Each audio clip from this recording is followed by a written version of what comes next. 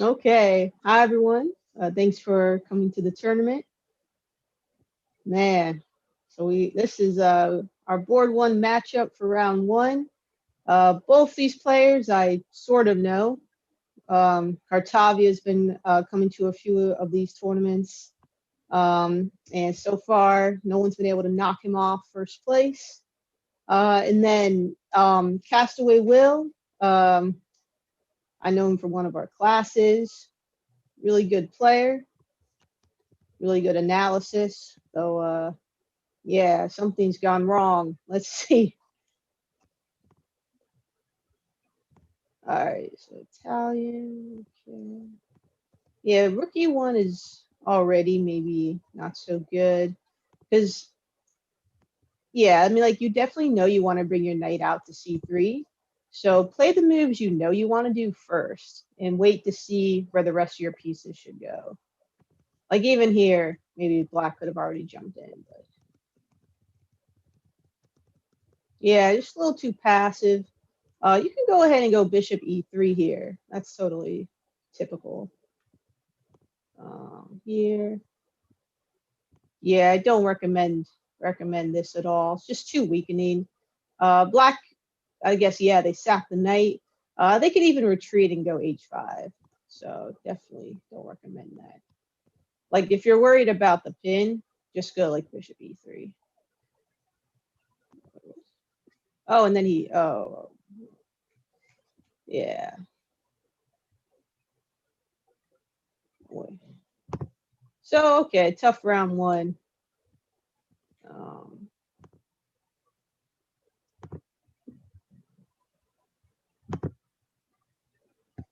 okay, yeah. But sometimes a hard game can get you going, so we'll see.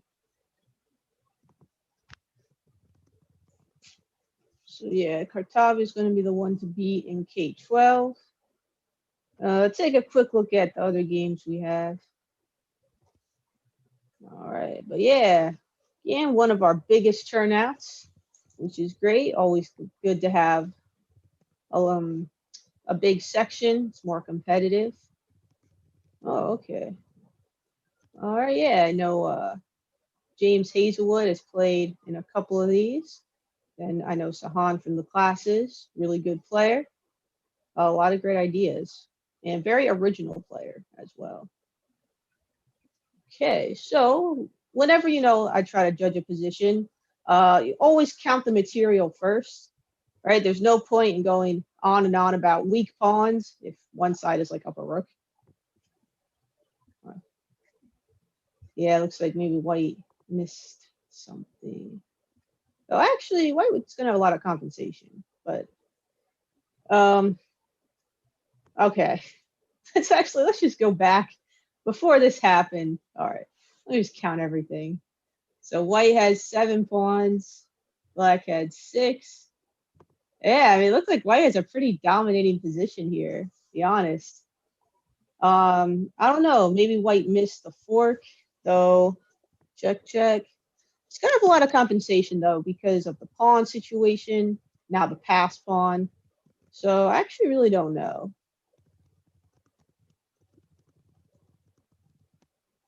I mean, I guess maybe white didn't have to let this happen. Um, yeah, like maybe trading first and then taking the pawn. And even if black gets this pawn, no big deal.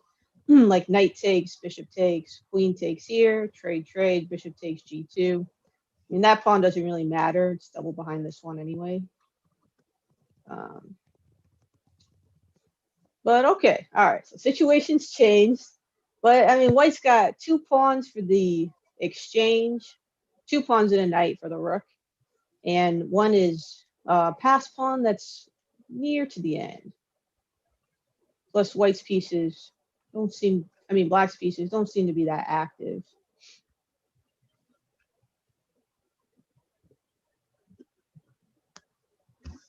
All right, well, here comes my daily reminder just to take your time. Like, this is a really complicated position. So I think both players I mean, you have the time to really slow down and use it.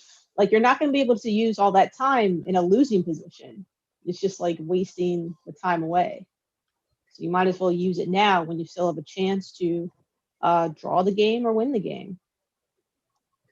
Yeah, bishop e4 centralizes the bishop, restricts the knights. Definitely makes a lot of sense. In fact, without that move, black would be in a lot of trouble.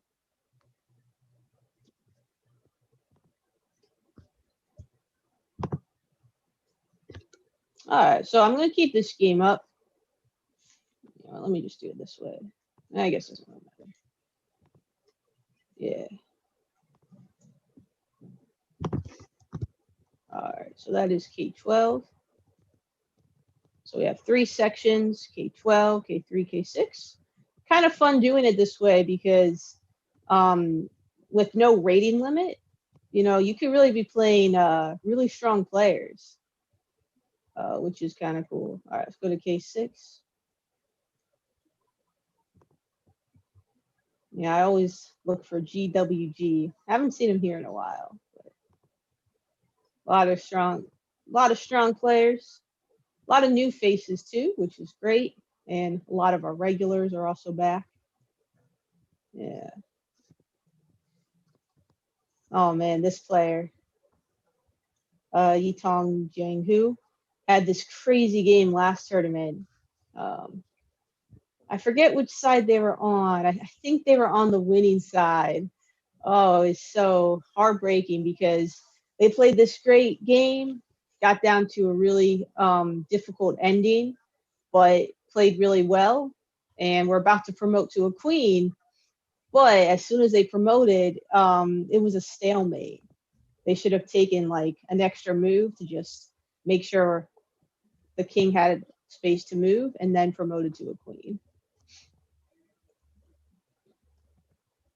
But yeah, I mean, looks like black's up a piece. So this should be good for black. Yeah, it looks like, I mean, there's some material imbalance. Oh, I shouldn't say imbalance.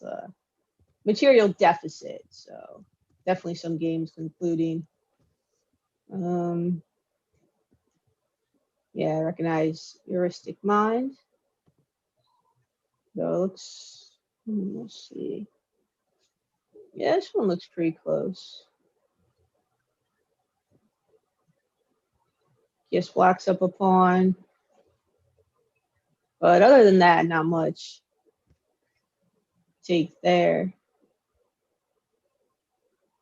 Is there a trap? Okay. All right, so we'll keep this game up.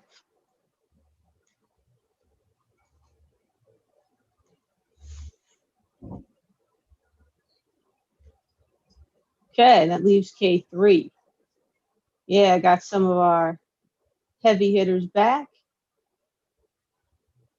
Yeah, I know Sam's here, one of the top, if not the top, third graders in the country.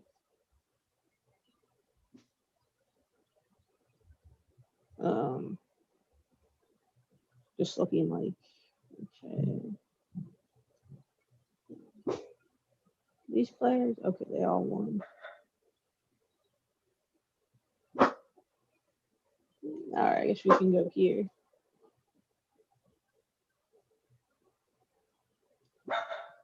Yeah, not looking so good for black down the exchange. Okay. Oh, all right. Here we have 2 knights for a rook. Yeah, that's pretty close. Probably the 2 knights are better, though. Compare that to like a knight and bishop for a rook. The knight and bishop are almost always better, and then compare that to 2 bishops against a rook. Then 99% of the time, the bishops are much stronger. But 2 knights for the rook, knights sometimes don't really work that well together. Because think about like 2 bishops, right? They each control different color squares, so they work very well together. But the knights, it's kind of hard to coordinate and attack with them. They can like trip over each other. All right, so this might be our game to watch. Just take a quick look if there's anything else interesting.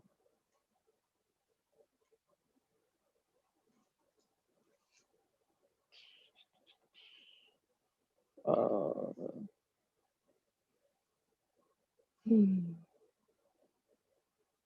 yeah, not really. So go there.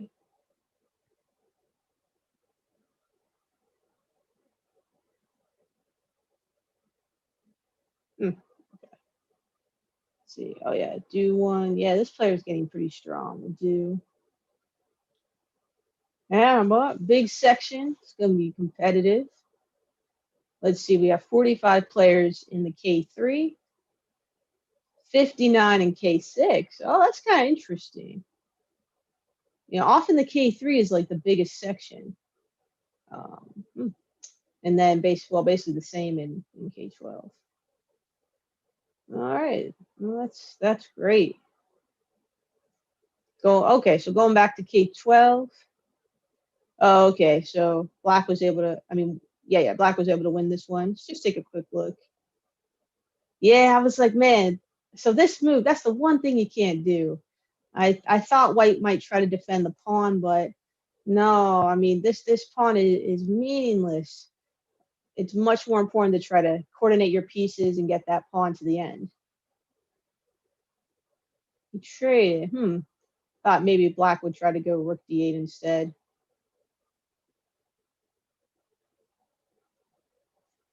Yeah, I mean, look, B4, you save your pawn and you still have a decent chance.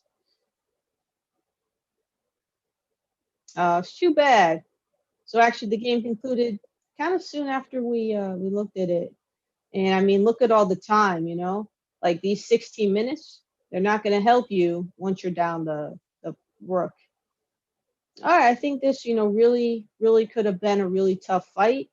Um, but you got to take your time, look at your opponent's threats, and try to find the best move. Okay, this one.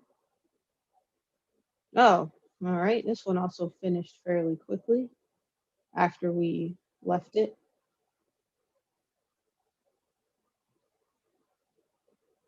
Huh. Yeah, I don't know, guys. Just kind of. I mean, look, I know it's hard to, when you're in the game, it's a lot harder to find the move than just like me looking at it. But I mean, I think everyone would agree, these are things you can definitely see. And again, I mean, I'm just looking at the time here and seeing there's still a ton of time left. So, so no reason to put yourself through this. All right then. So it's actually the younger guys, K3, where the battle is still fairly unchanged since we last saw it. So both players, fairly close levels, at least on Lichess.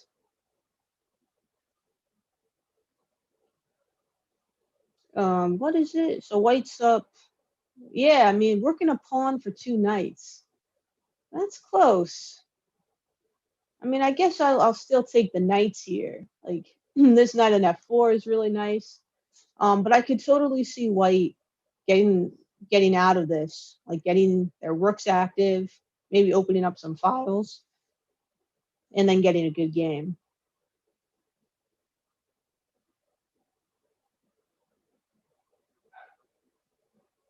So we'll stay here for a couple minutes, and then we can take another tour of the other sections.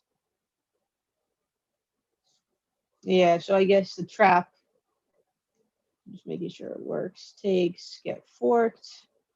Yeah, it looks pretty open and shut. So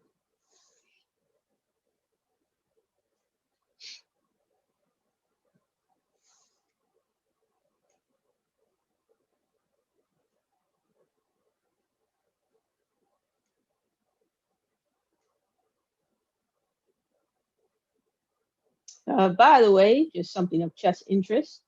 The there's a strong Grandmaster tournament going on right now called the Tata Steel or Tata Steel. I don't know how you say it.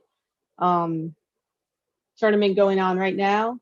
Magnus is playing and a lot of other great Grandmasters. So you can always check that out too.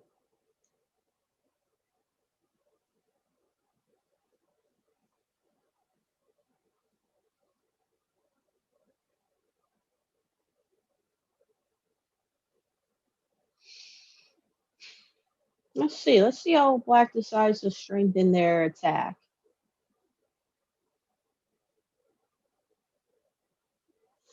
Or maybe they'll go more for control of the middle. Let's see.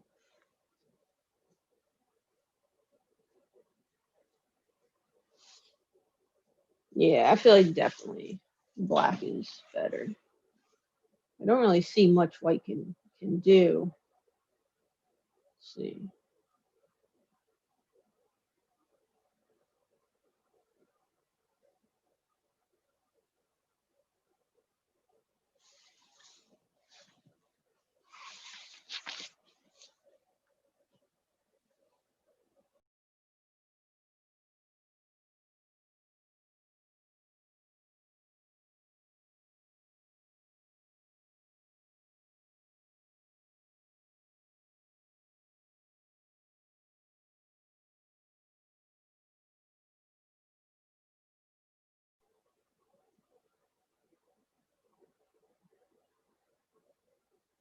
Great how Black's taking the time here. You still plenty of time, and this is a critical moment because a lot of his pieces are in their or her pieces are in their optimal state. Hard to improve the knights, the rook's on the open file. Queen is nicely placed.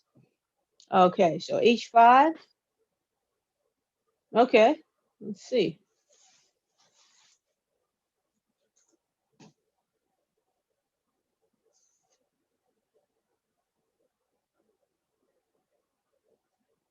All right, let's come back to this one.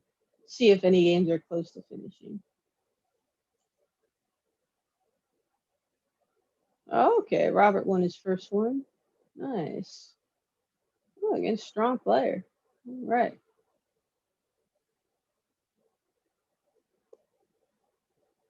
Yeah, still a few complicated games. Yeah.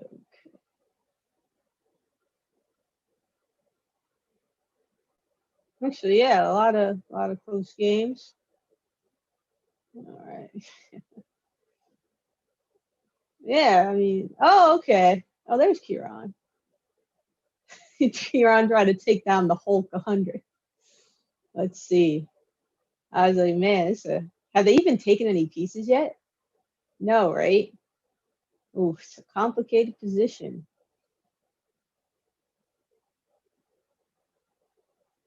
Yeah, I mean, let's see. Like, all right, so White's getting this nice knight in for sure, and Black has a little more space in the center with the two pawns.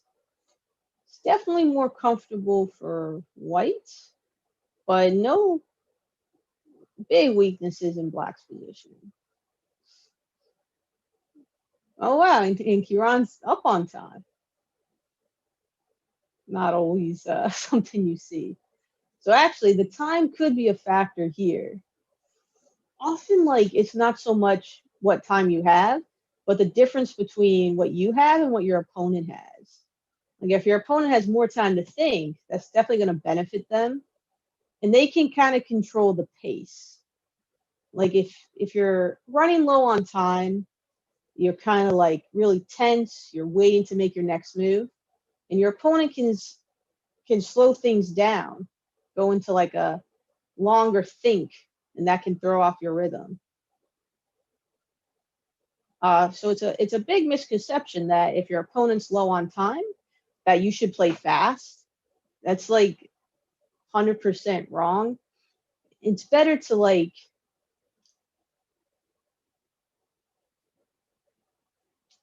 sometimes like take your time. Like you can plan like let's say 3 moves ahead, and you might play one move really quick, And then on the next move, even if you know what your move is, maybe just take like an extra minute or two just to like throw the person's rhythm off. Because they're just going to be sitting there waiting to move. And you can really stress them out if you like make them wait. And, you know, that can lead to a mistake. And then, of course, the other point is if you're playing fast, you're just putting yourself at the same disadvantage that they are. Anyway, so good to see Kieran use his time here. Yeah, definitely a critical moment, you know. Oh, okay, Roy Lopez. Yeah. Yeah. All right, we'll keep this game up in that case.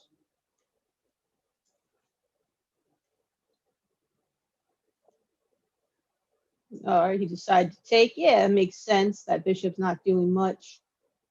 So, all right.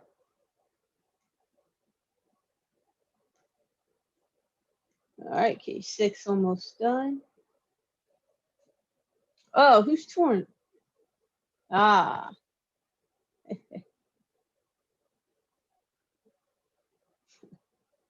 Okay.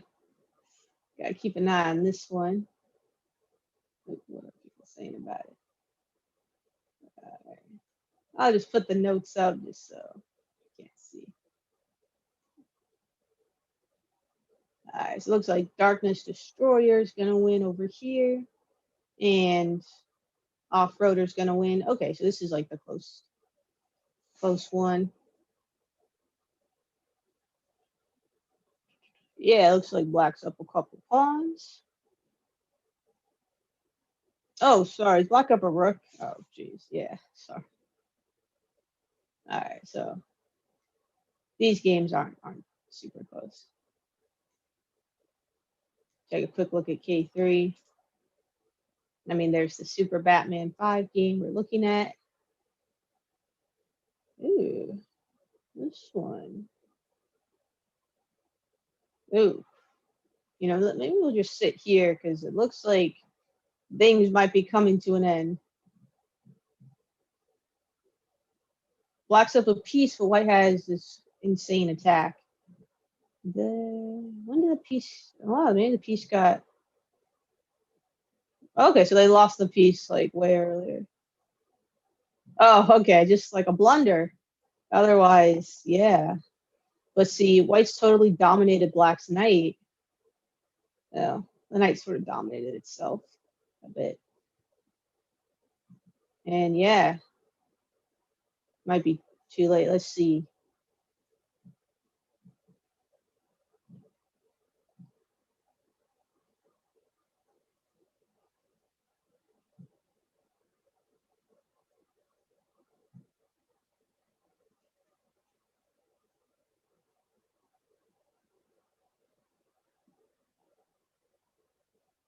All right, try to calculate it.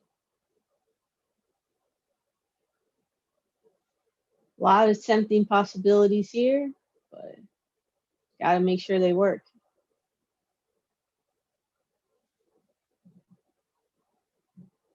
Can Black hang in there?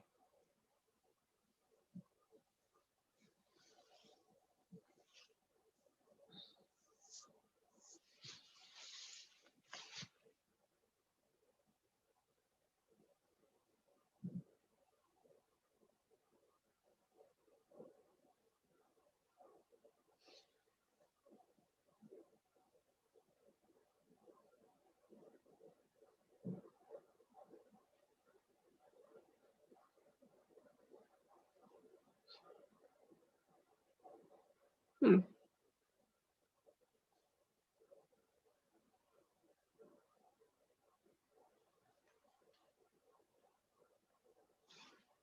All right, let's check out Super Batman. All right. Yeah, it looks like Black's just kind of steadily improved the position. Uh, oh, Black's getting low on time. All right, that could be a factor. All right, we'll come back. Oh man, and this one is just like it's close. It's a chess match, as they say. All right.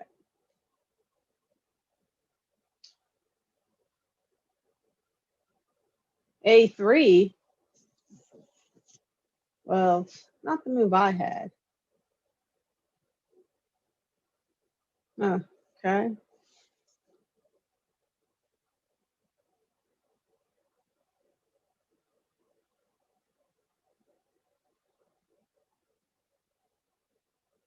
Huh.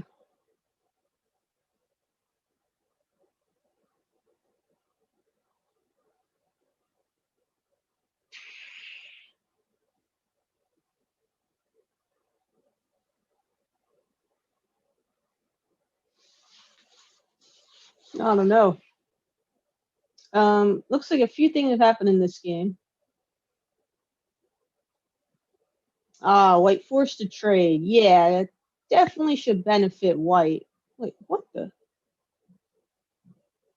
Oh, it's like, what is it doing there? I guess he's maybe trying to come around.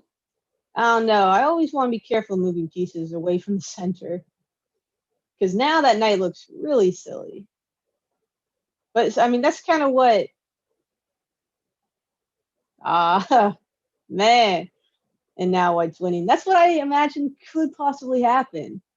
White hangs in there, gets some counterplay, and then boom, and it's total loss.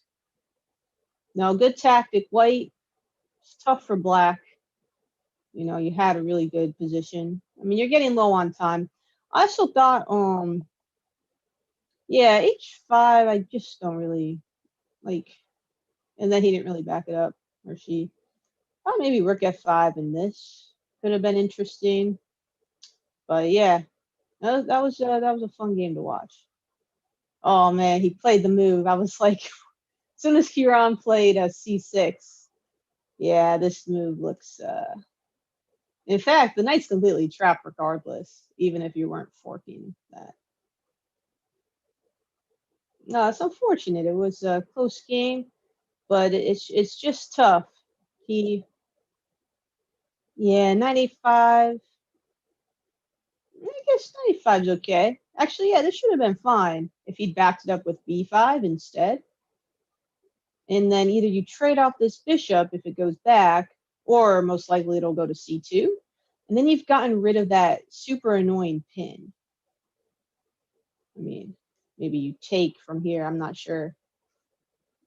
But, that's sometimes what it comes down to, just that last mistake. All right.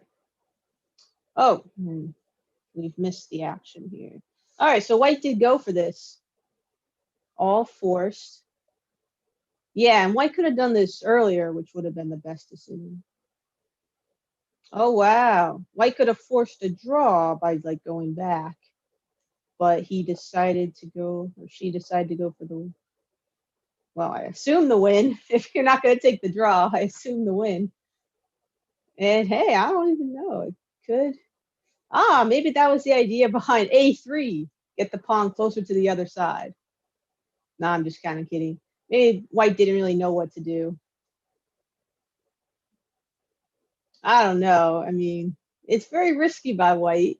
Gotta give them a lot of credit. Let's see.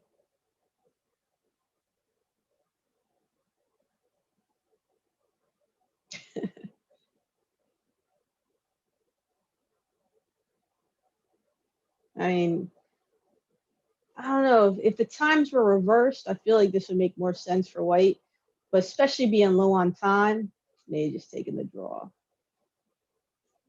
We've actually had that a few times here where players had a chance to get a draw, but they tried to go for the win. However, I mean, normally I would praise that, except if you're misjudging the position and you don't realize it's actually better to go for the draw, otherwise you're just in a worse position. Then it's a bad choice to not go for the draw. You still have to judge the position. Um,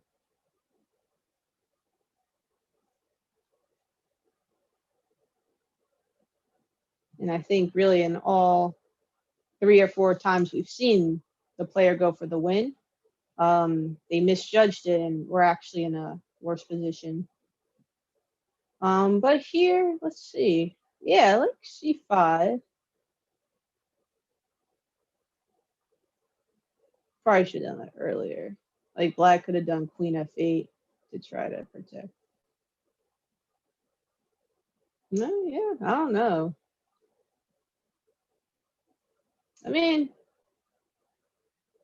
it's really just a time factor.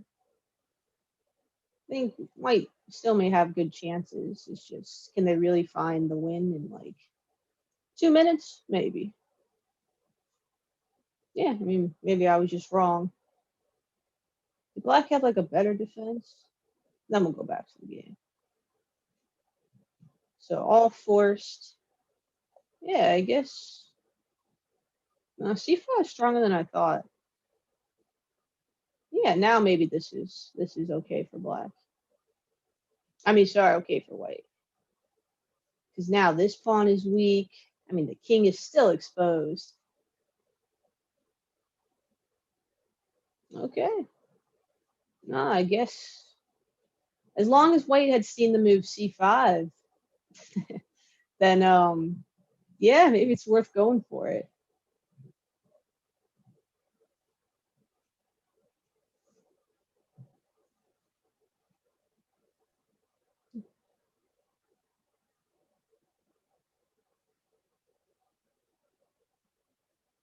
I mean, that knight was totally dominated.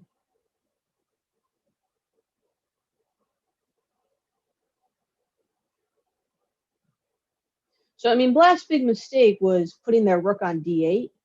That's what allowed for the fork on f6. If they had just moved that rook somewhere else, none of this would have been possible, and white maybe would have lost. Yeah, now white's driving.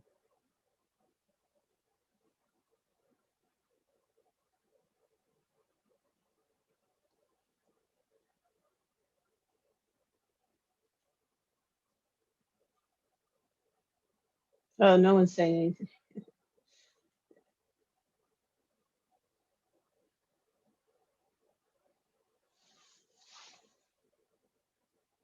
Yeah, I'm probably gonna save this game. I'm always looking for new material. Um, so I feel like this could be an example then of a game where it would be better to go for the win. I mean, white's making it look pretty easy here. Yeah, in fact, that's winning, right? Huh, that wasn't even that hard.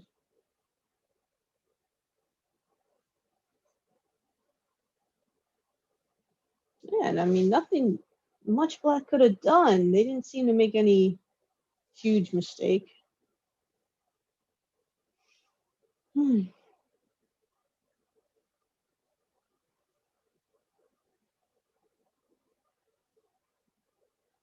All right. Well, yeah.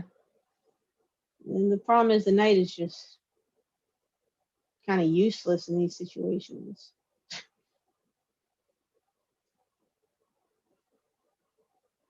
Right? And no tricks. All right. Looks like white's going to promote and win.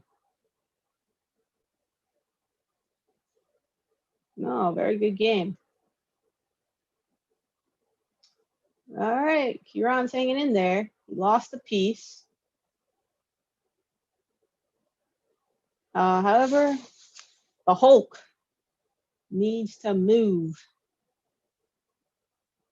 You do get 5 seconds after each move, so that's actually a big thing.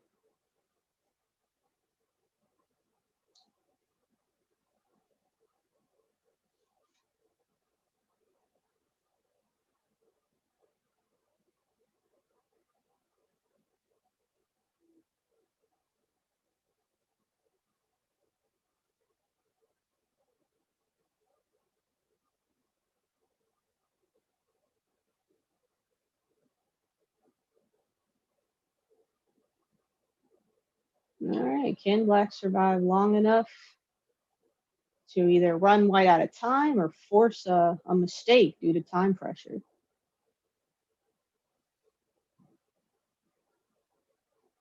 So we see Kieran still taking his time, maybe going a little faster than his usual pace.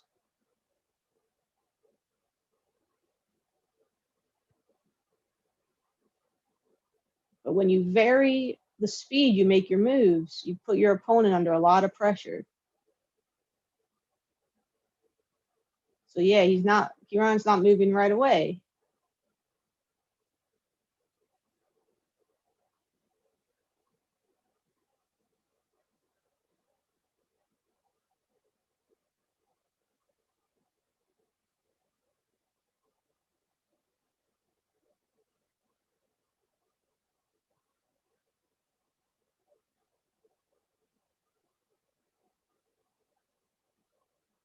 Um, yeah, I mean, black really doesn't have anything for the piece.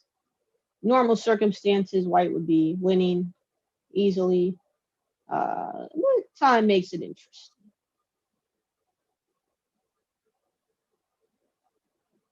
And a lot of players sometimes say to this, well, I don't want my opponent thinking on my time. Well, but the advantages of still taking your time outweigh that one disadvantage. So like I said, when you spend a long think, that can throw your opponent off the rhythm. That's thing number one. And then thing number two is you don't want to move fast because that puts yourself at the same disadvantage of your opponent. Better to still just take your time. All right, yeah, we see white start to get very aggressive. I mean, probably they wouldn't do this move in normal times. It's risky. It opens up the king. But he needs to get something quick here. Uh, well, he doesn't need to, but it would definitely help things to get something quick. Shook back with that other game. Looks like white's cruising. I just want to wait till it finishes, then I can save the game.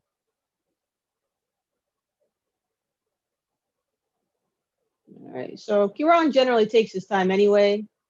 So there's that, but I think this is the right approach to just force your opponent to sit there, and then they're like, "Oh my gosh, I gotta move," and that's where mistakes come in. All right.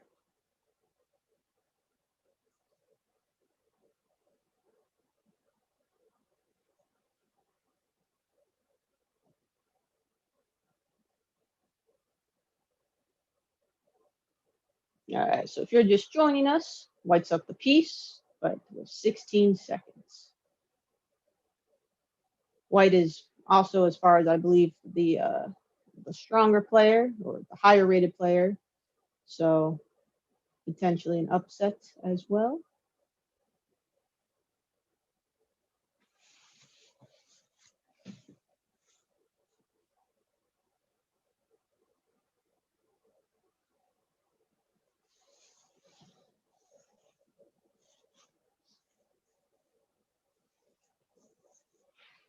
Yeah, it's not easy for either player's position.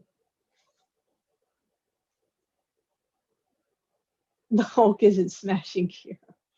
No, Kieran avoided being crushed by the Hulk for now. But yeah, this was a good idea. Bring the bishop back around, targeting the center and the king side. Good idea.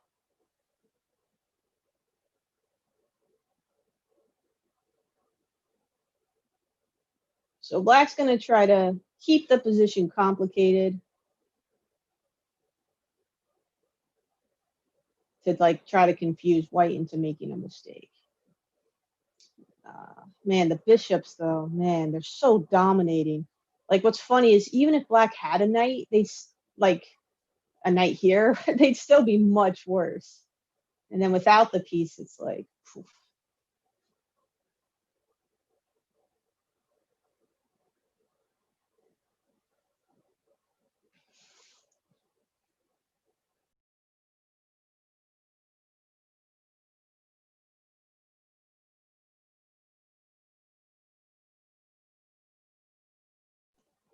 All right, this game finished yet? Okay. I'm gonna go ahead and download this game.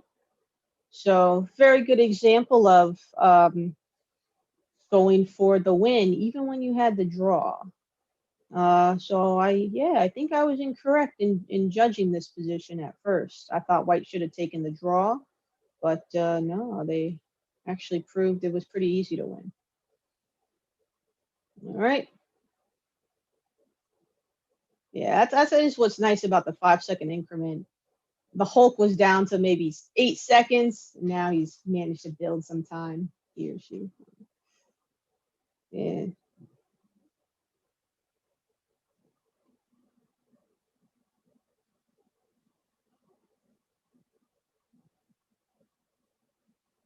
Now, in fact, Black has to kind of watch their time a bit.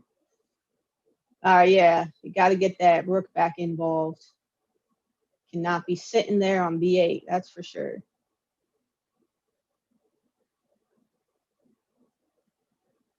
Yep.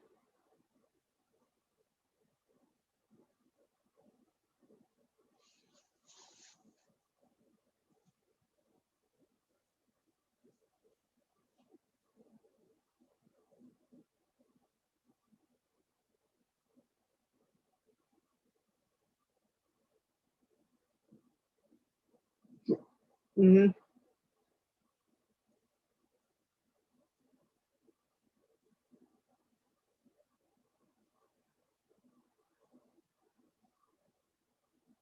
Yeah, it's looking harder and harder for Black.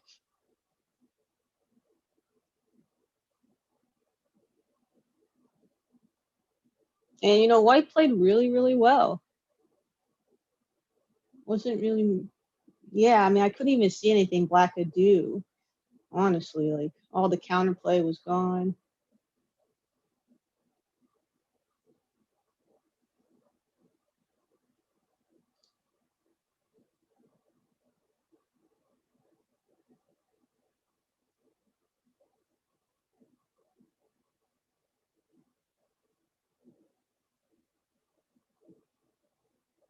Yep, good move. Bishop c4 would have run into b5. All right, so I'm feeling White's gonna pull ahead. Okay, got word. There's a really cool game going on right now, and so well, all right. Let's just okay. There goes the Hulk. So all right, k6.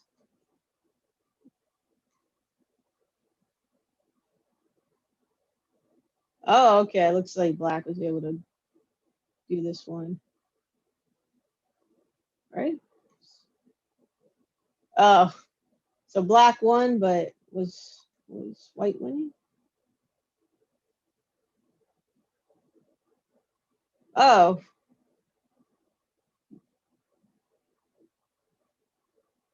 oh my, oh my! It is reminiscent of that other game. Oh boy. Well, well, 1 minute. I guess you have an excuse, but still. Oh my. Well, look, it happened. Oh man, it's the kind of game you just. All right.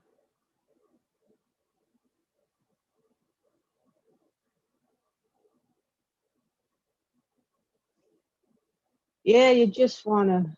Well, look.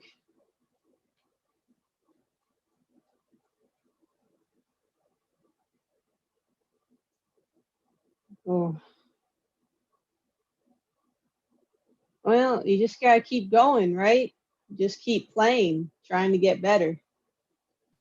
Yeah, this one got quite a reaction for that game got quite a reaction from the audience. And I was telling them this is a clear example of why you should never give up in a chess game. You got to play till Yeah, the end. yeah. All right, looks like the Hulk's pulling ahead. But hey, great match between the Hulk and Kiran.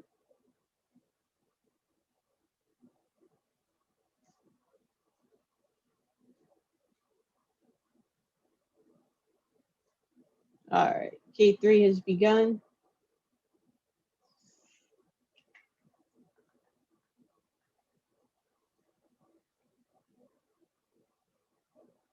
Oh, no, no, no. All right, see what white has cooked up. What opening was this?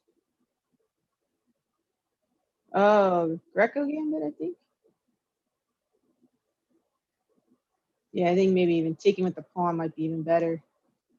But, oh boy. Let's see what white does next. Yeah, I think knight f6. No, I think after d4, black should have taken the pawn, maybe. I don't know. I would look again at this line if you're playing black here. Yeah, bishop takes f7.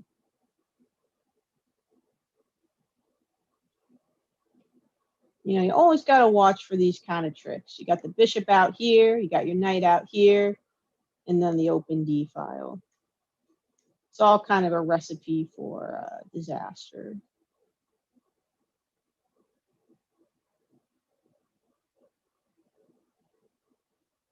Okay, and white wins the piece. Would have been stronger to just go here, though. That might win an entire piece. Knight g5 to guard the f, then bishop takes, queen takes, check. Yeah, actually, maybe this is just better. Looks simpler anyway. All right, my friend Sam.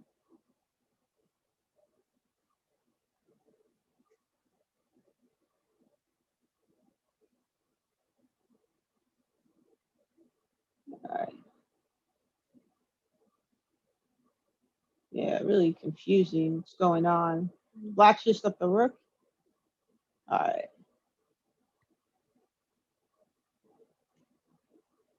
Tough game. But yeah, let's see. Who else is in this section? Okay. Let's look at Roy's game.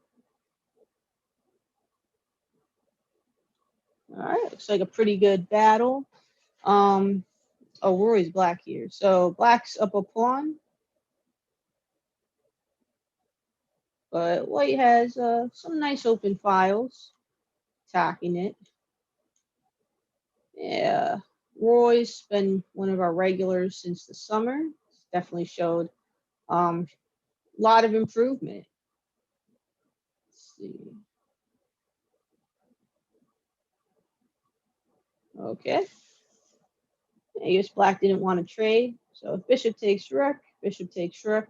Black decided not to do that. Yeah, makes sense.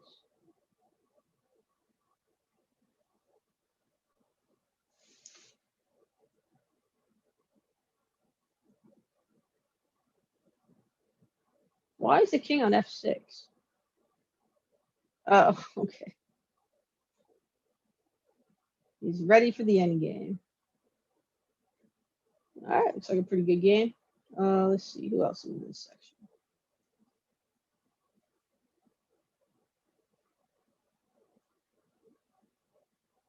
Okay.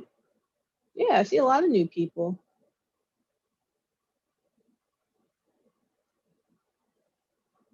All right, cool. So we'll go back to K3. I mean, they're just getting going, so. Yep. Oh, it looks like, all right, we'll go back to K12. Oh, no, they're starting in a minute. K6 just started. Okay, cool. Okay.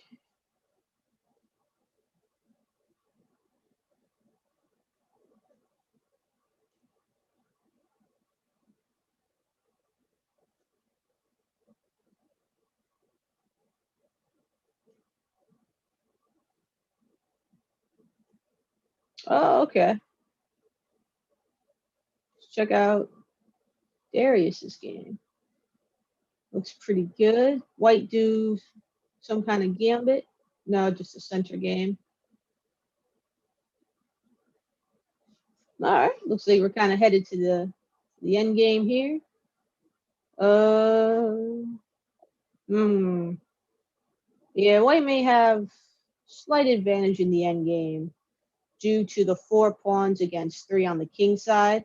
And now black is 4 pawns against 3 on the queen side, but 2 of the pawns are doubled, so it's going to be harder to get them going. Okay, we got a request for Alpha Legend in K6. Alpha Legend. Okay. All right. Yeah, let's see. Ooh, that's a cool name. Yeah, it's funny. Whenever we get requests, it's usually they've done some kind of nice checkmate or tactic. So now that's a nice fork. Yeah, whenever you play, this was a Sicilian, right? Yeah, whenever you play against a Sicilian, like often your knight ends up on d4, so it's not so common to see bishop f4 because of this fork. So yeah, black should be doing well here. No, good tactic. I was looking. What is this? Is K6? Oh, what you get low? I like these different usernames. Yeah, Darkness Destroyer. There's one that was like fish legs or something. Oh, what section was that? Oh, I don't know. Probably the K-12. Let's see. Wait, oh yeah, I was like, what am I looking at? That's right. It's Mochi get low. All right. Mochi's up a pawn. Yeah, it looks like black's doing pretty well, but very close. I do have to say this kid Harish had a completely doomed position in his last game, and he was the last game to finish. And Oh, he that's didn't give him. up. Yeah, he didn't give up.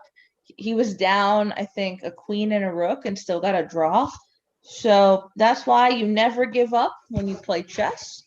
And don't resign. Your opponent still has to prove to you that they can win. So hats off to Harish for his resilience in his first game. Yeah. Oh yeah.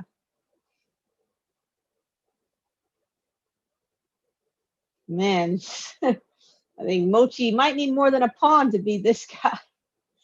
Let's see. So we'll keep an eye on this game. Oh, keep sending me back. All right.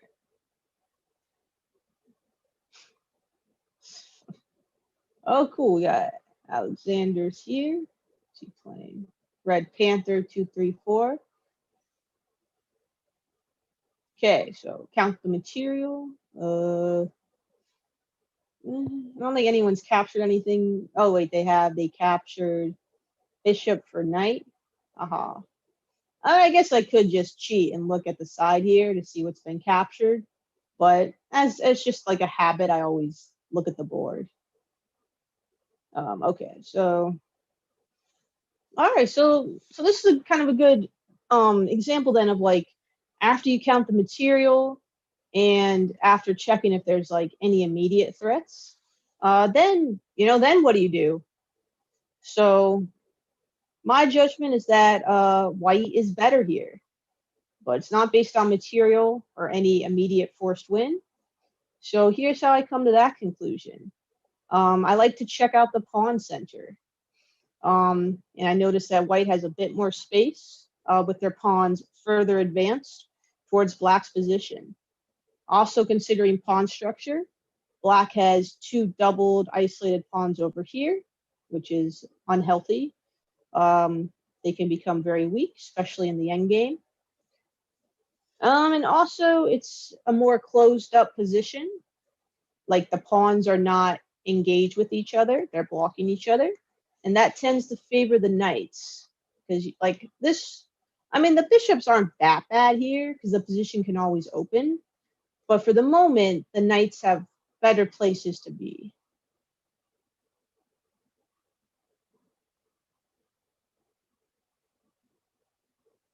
So I always start by looking at the pawn structure. That's like the skeleton of the position. It can give you good clues of what's going on. And then you check out the pieces and so on. But a lot of times you actually really don't know who has the better position.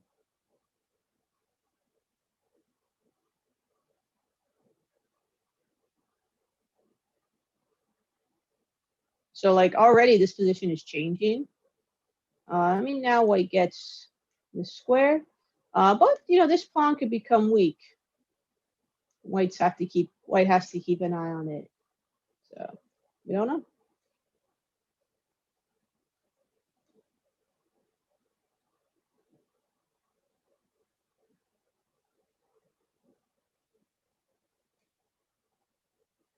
All right.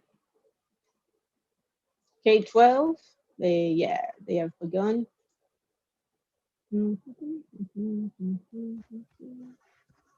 Ah, Kartavi has to face the Hulk.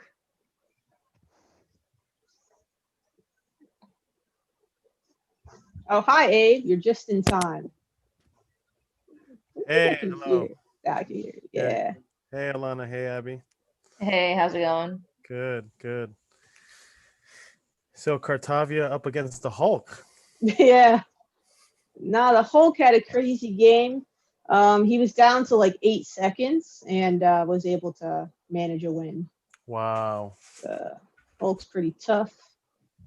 Wow. Oh, wait, hold on. Is this game over?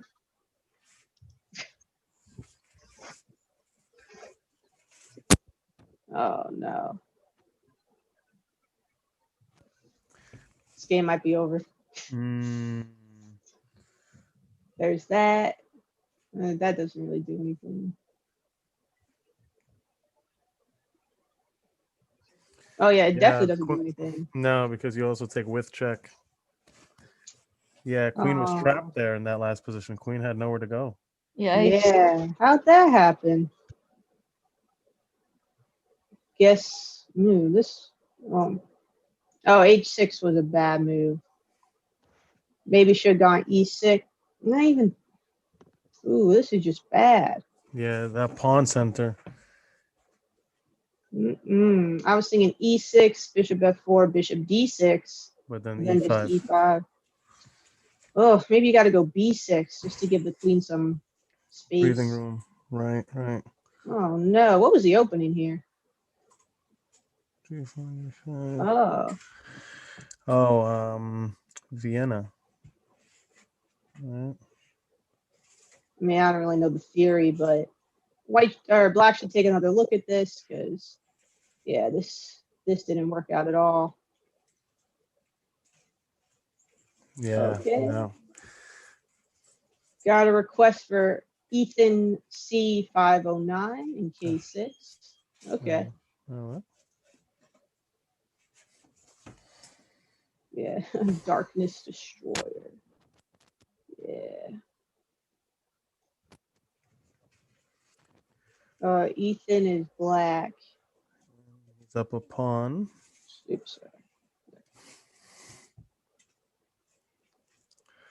Yeah, up a pawn. Let's see. Probably about to isolate a pawn as well. All right. Right, exactly. Yeah, it looks like Ethan's doing pretty well. He is doing pretty well.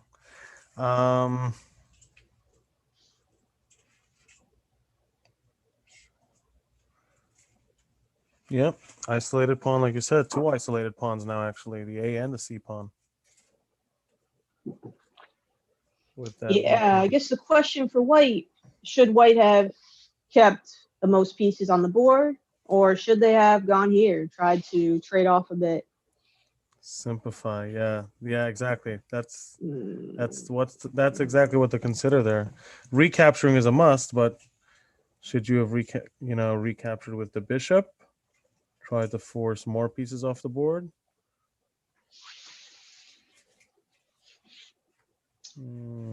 I guess my take on it, I think it might have been better to take back with the bishop. Even when you're down, you normally don't want to trade. Right. But now I think black's bishop's just going to be more active than white's. I agree. Yep. The roles are and it's tough to change that role, because if the bishop on d2 ever moves, the pawn on c3 falls. You could build up pressure on that pawn. Yeah, almost rather just white be like, if you're gonna force the isolated pawns, you know, you're gonna have to trade off a lot of stuff, and then it's just like double rook ending. Those are pretty drawish. But I understand why white went this way.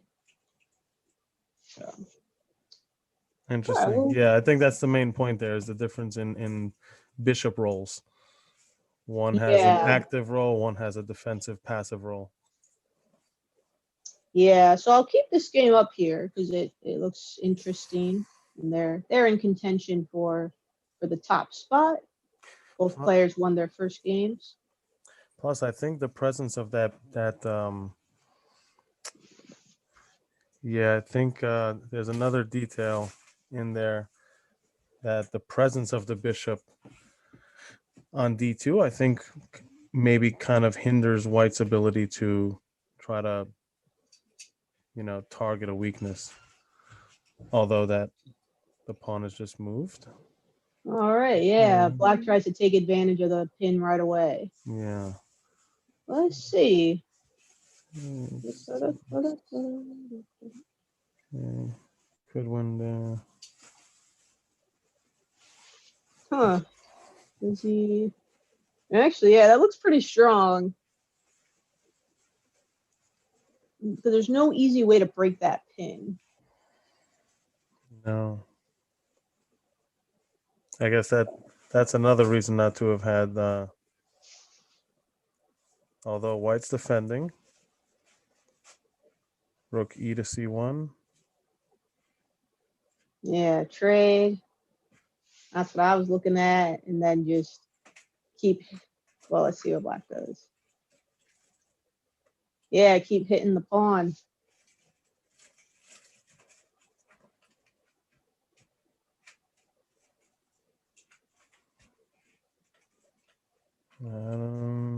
Well, yeah, I think white has at least a little bit of compensation. Yeah, you give up that. I think a big moment will be next.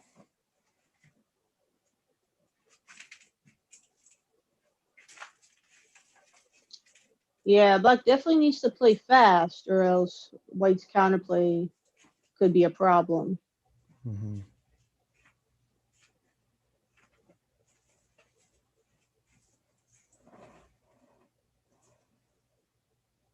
You know, that is the thing. By going forward with d4, you do take that pressure off white to a certain extent, and you know, now they become a little more active. You know, it's possible black should have delayed doing that. I have to take another look. Or at the very least, maybe not have traded. Yeah, it looked like they had that move. I don't know, but maybe they wouldn't be in the pin then. So yeah, this is all forced, more or less. Right. We'll see. Well, we may get that rook ending anyway. Yeah. No, I think this is the way to go if you're black. Just like give up another pawn and just try to get your pawn to the end. Let's see. Yeah, bishop b4.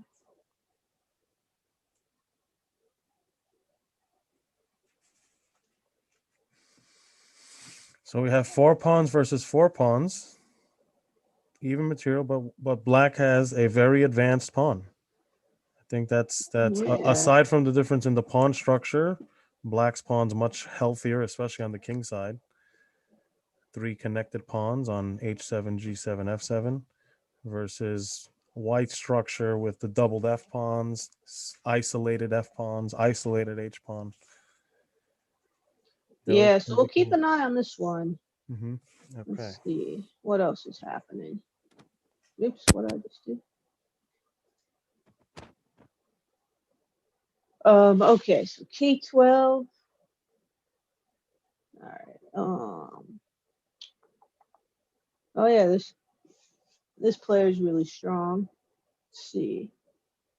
How is black doing against I think this is our number 2 player. Or one of them. So even material. Yeah. Huh. Well, this is a good one. Let's see. Let's see, 7 pawns, 7 pawns. Okay. So immediately what jumps out to me is I see a couple of backward pawns Mm-hmm. for white, the D pawn, the A pawn. Now how I'm trying to assess how can. Let me take another look. One moment. Right here.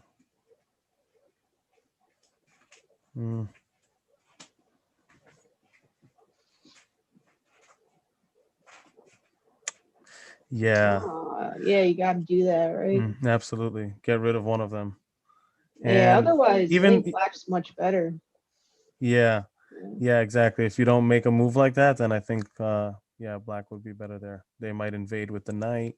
That would be a permanent weakness on D3. But now that the pawn is moved, white is attacking that square much more than black is. Yeah, this has definitely benefited white, so good decision. Absolutely.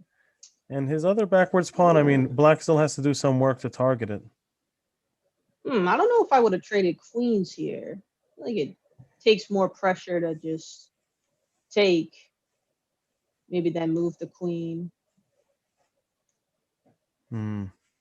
This, all right, I guess you got the threat against the knight, but I don't Big know. decision there.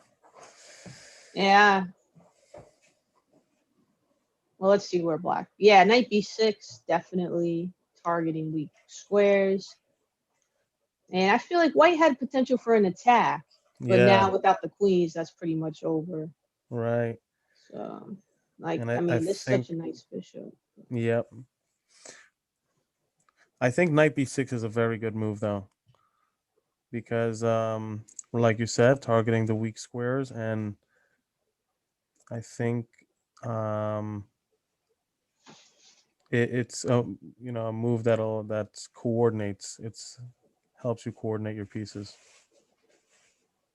Yeah, so we'll keep this game up. We'll go. And let's check out K3, the youngest section, but also I think it's the stronger section.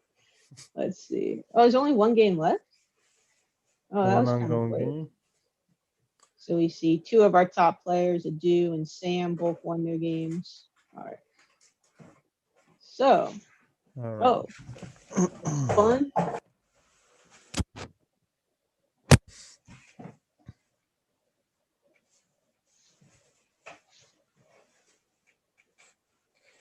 Okay, So looks like white's the stronger player, but black is, yeah, nice attack.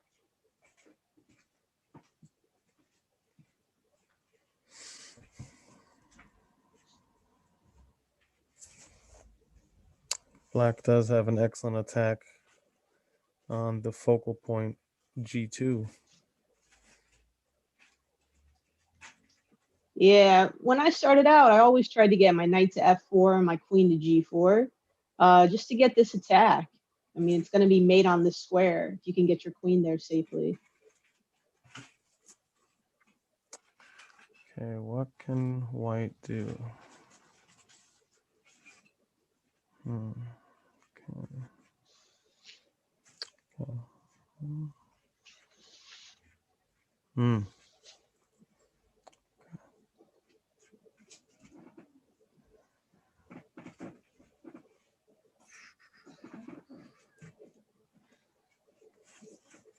All right, interesting. I don't know. This might be interesting. This might be interesting, depending on what white does here. Yeah, like white definitely has a lot of potential energy in this position with like the bishop, the rook, this file. So like, Yeah, it could definitely change really quickly if black's attack doesn't work. So how do they make the potential energy into kinetic energy? Exactly. Probably not with that Motion. move. I don't know about that one. No. I Right? think What are you thinking? Yeah. I was thinking. So I don't know if I should say it right now or not. Oh, But I understand okay. why the king went to h2. I guess trying to vacate a square to help another piece go there, in order to defend g2. Yeah. Yeah, but I think yeah, knight h2 was interesting. Yeah, that's what I was thinking too. Yeah, I got yeah, king is there now. In Um, fact, we have, I think, do they have to just trade? Otherwise, they lose this. Mate H2. they could go queen g5 Oh, true, true. because the knight Can't is take there. the mate. Right, can't take his mate, but maybe then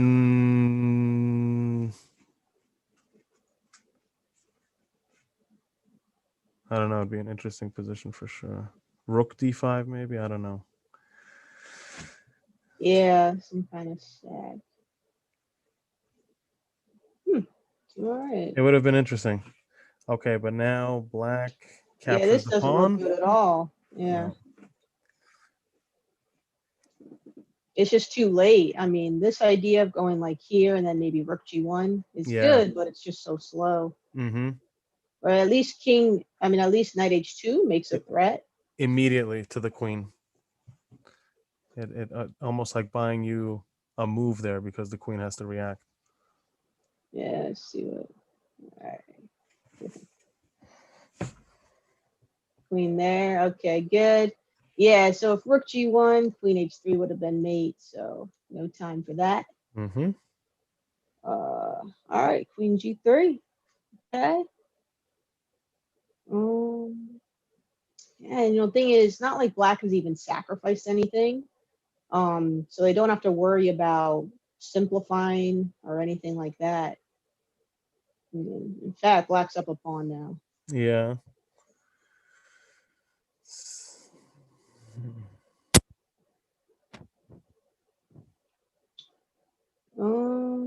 Well, okay. I think that was the correct way to proceed. Yeah, looks pretty good. That was.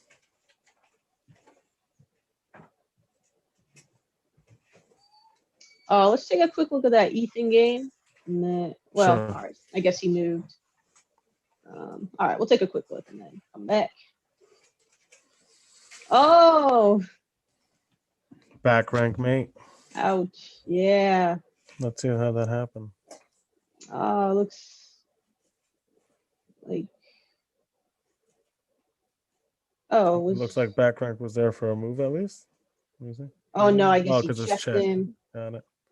Then he But took. how'd he lose his bishop? Oh, he just totally went for like broke here. Maybe thought white had to take. Oh, the game actually finished kind of soon after we left.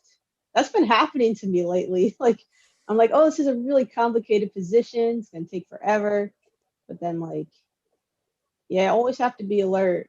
Mm-hmm. no, Anytime you decide to move your last major piece from the back rank, you always want to have that escape square in, just in case one of their yeah, major pieces reaches your 8th rank. yeah. So I don't know. The more like we look at this, it looks like after rook takes b7, maybe white's okay because now they get active. Right. Yeah, I think they had some compensation there. Yeah, I mean, even going rook here would speed things up. Queen takes, rook takes, and the rook's out here. Right. Absolutely. Even d4. I mean, I kind of just like keeping white really passive. Maybe I don't know, preparing d4, like rook here. I don't know, something like that. Right. Right, because sometimes the threat is stronger than the execution. Absolutely. Yes. I think maybe if they had, after they traded, because I do like the weakness in the pawn structure that they got out of it. Mm-hmm. So I think maybe here, if instead of taking, maybe they could have just played a move like b6, maybe Oh yeah, you don't even have to. just negate their rook coming to your 7th rank, and you have a pin there. They can't take your pawn because otherwise they'll lose their bishop on d2. Yeah, maybe they have to go. They You'll have have the to go back, right? 2-on-1 majority after those c and d pawns are exchanged on the queen side. Yeah, take or even like push. Even push. Yeah, and like what a difference. Now it's white who has to just like defend. Totally different game. So Yeah, yeah, no, that's yeah. Maybe maybe black don't b6. have to go for the pawn right away. Just Because I think that's really what gave white the chance here, is the activity of their rook yeah, yeah, going to for b7, sure. going to a7. Eventually I think that rook captures the bishop. Yeah, well, great game. A lot of lessons there. I was saying that I'm always looking for like new material to like um have like a lesson on. So, that could be a good one. That's right. That's So right. True. going back here. Oh, black did not capture the rook for the exchange. They wanted to try for more. Okay. Okay, this is that other position we were in. Right. Yeah. Hmm.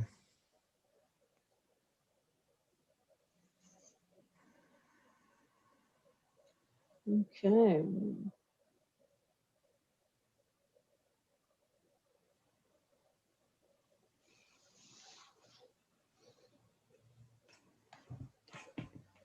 It's looking good. Oh, okay. All right. Rook to e2. May have been other ways to go there, but this looks at least interesting. Looks pretty venomous. Looks pretty Check. venomous to me. Let me see. Oh yeah, actually. Because, Hmm. well, Oh, actually, maybe there was something a little simpler, but it's okay. How long? What was the position? Check. Oh, never mind. No, rookie two, very good move. yeah, because I think it makes Wow. one of their threats stronger. Yeah, I forgot it cuts off communication here. So yeah, queen h2 almost forced. I mean, I don't even know. Maybe knight. It's hard to say because this was coming. So Yeah, queen h1 was the threat there, threatening mate. You couldn't take the rook because knight takes on e2, forking king and queen in yeah, this let's look at position. that. And boom. But there's all queen h2. There's a tactic that, let me see. I think there's a tactic here. Take.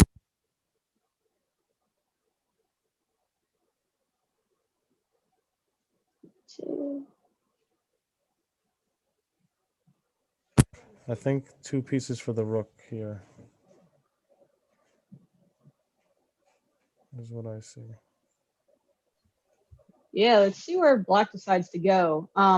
Let's check back in that K12 game. Okay. Then we'll see what black chooses. Whoa, triple B Oh pawn. no, how'd that happen? Oh, some. Okay. Oh man, I guess. I guess he still is up 2 pawns. Yeah, Wow. that's right. Doesn't feel like There. that when your pawns can't move. Oh, is there any hope here?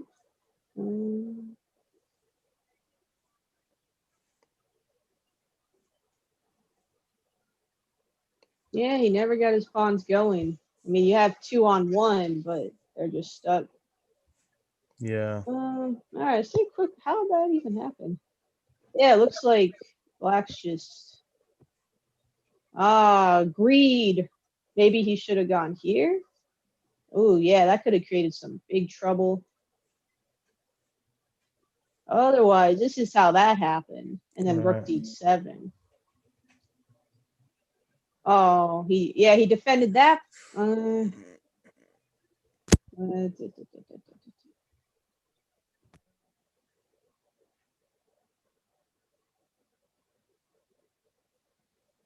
Yeah, then White just went right for it. Didn't even bother taking the triples. Mm-hmm. The triplets, as we say. The triplets. Oh man. All right. See what Black comes up with. But going back to this position, yeah, was Knight H3 the move you were thinking of? I was looking at bishop takes knight. That too, yeah. I was looking at bishop Bishop takes knight. takes. Knight h3. Oh, Bishop takes Knight. Oh. Why did I? Yeah, I guess that's actually better.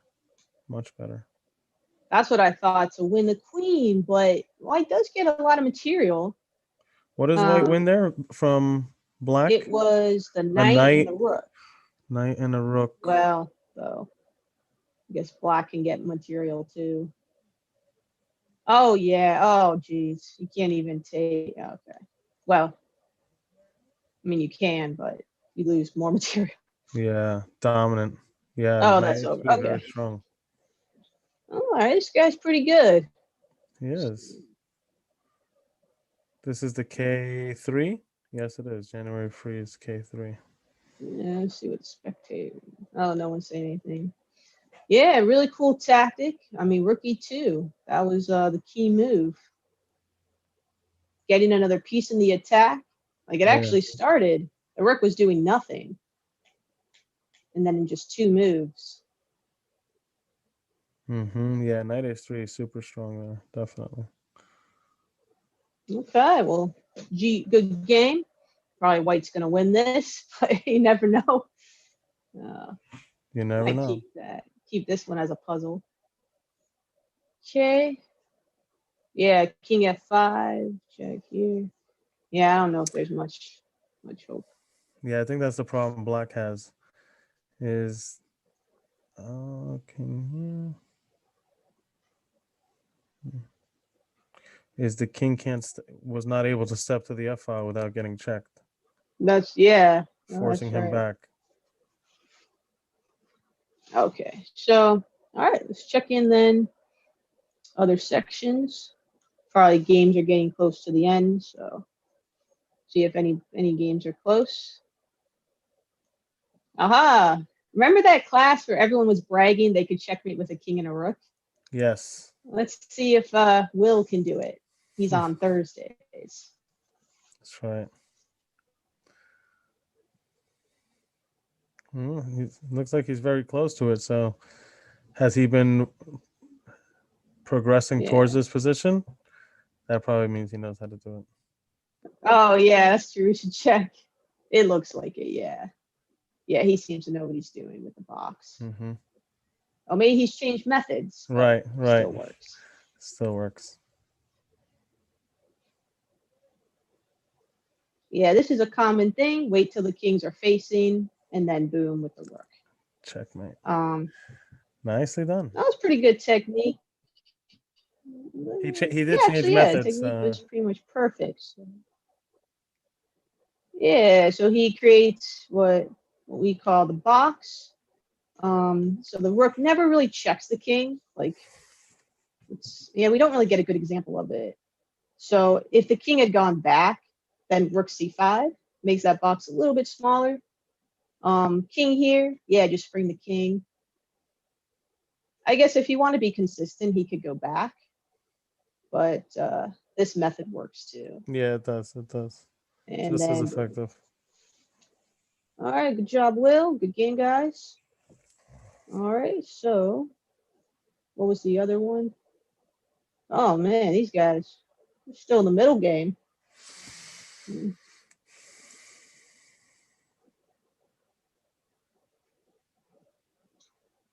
Huh. All right.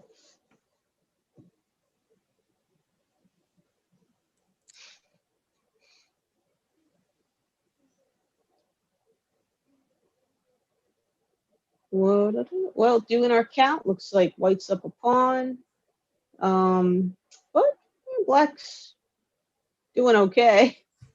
Actually, yeah, white's definitely much better. Yeah, white definitely looks better here. Okay, maybe. Yeah, actually, that should be okay. I mean, white just has much better pieces. Nice queen. I don't know if I would have traded, but Yeah, me either. I don't know if I would have traded either. I nice like the knight there. dominance. Yeah, it's an Yeah. excellent knight, and you took their bishop. Like I would rather them have given me the other bishop. I have bishops Mhm. of the same color remaining on the board. Yeah, like wait till they take you. Yeah, if they decide to take me. Yeah. If not, and then I pile up on that d6 pawn, maybe a timely f5, open up my bishop. Yeah. Actually, now it's now the bishops are opposite colors.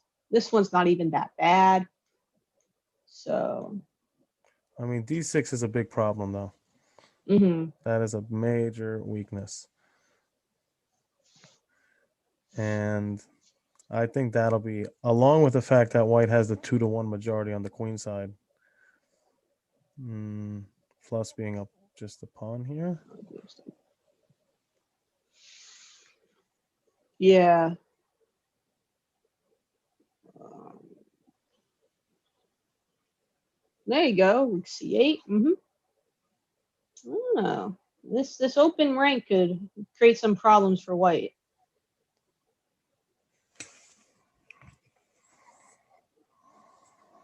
Yeah, I don't like the way it's really gone for white. I think, yeah, Keeping better the to knight have there. that knight.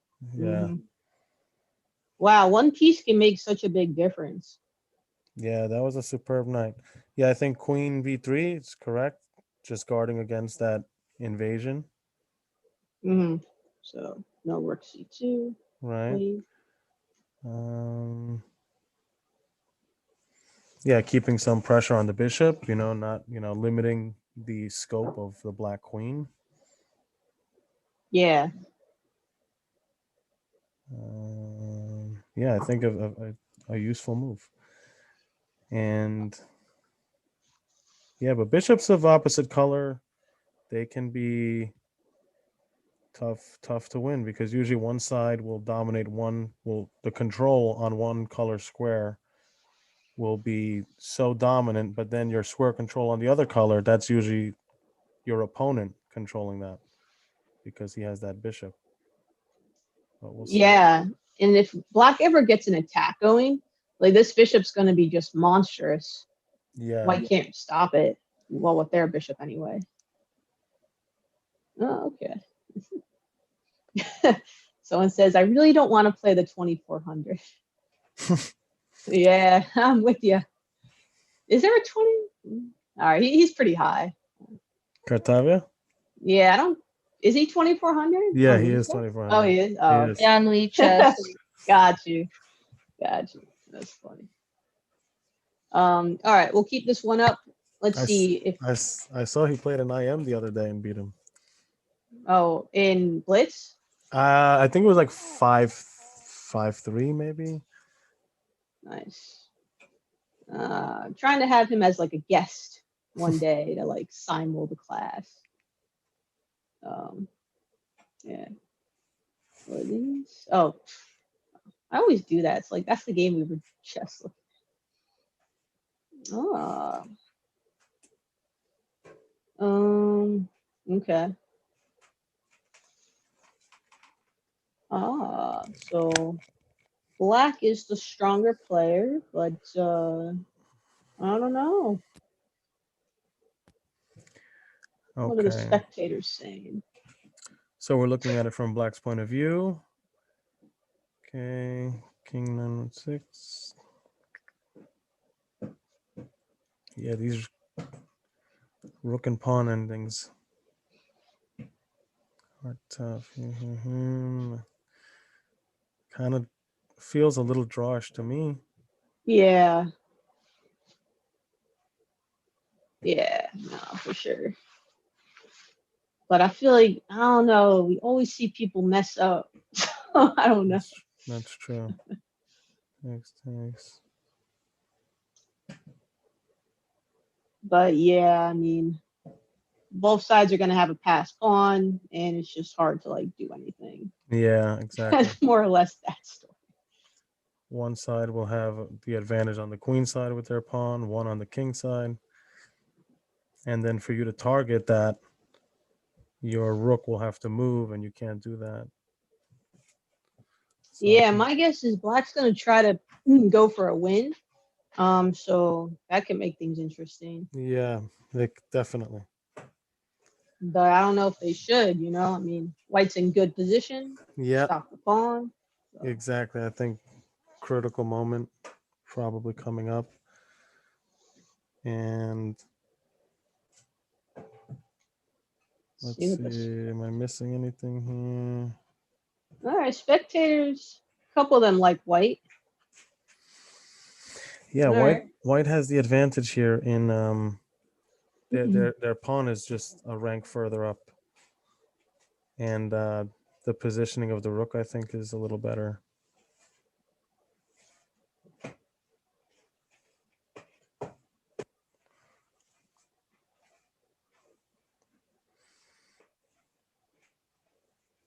Yeah, you got to do that. Must. Otherwise, no way to stop the pawn. Right. Otherwise, yeah. And I mean, yeah, I mean, what are they gonna do here? Like, Yeah. If you double team the B pawn, then does White? we Nah. could end up with a king and rook versus king and rook. That might end up happening. Yeah.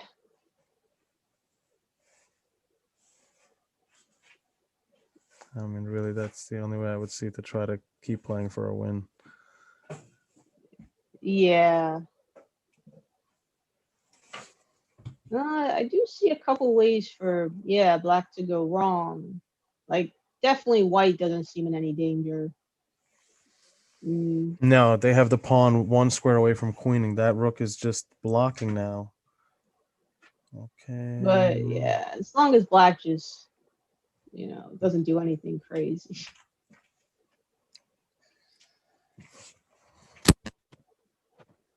Yeah, like yeah. Okay. And that's pretty much it.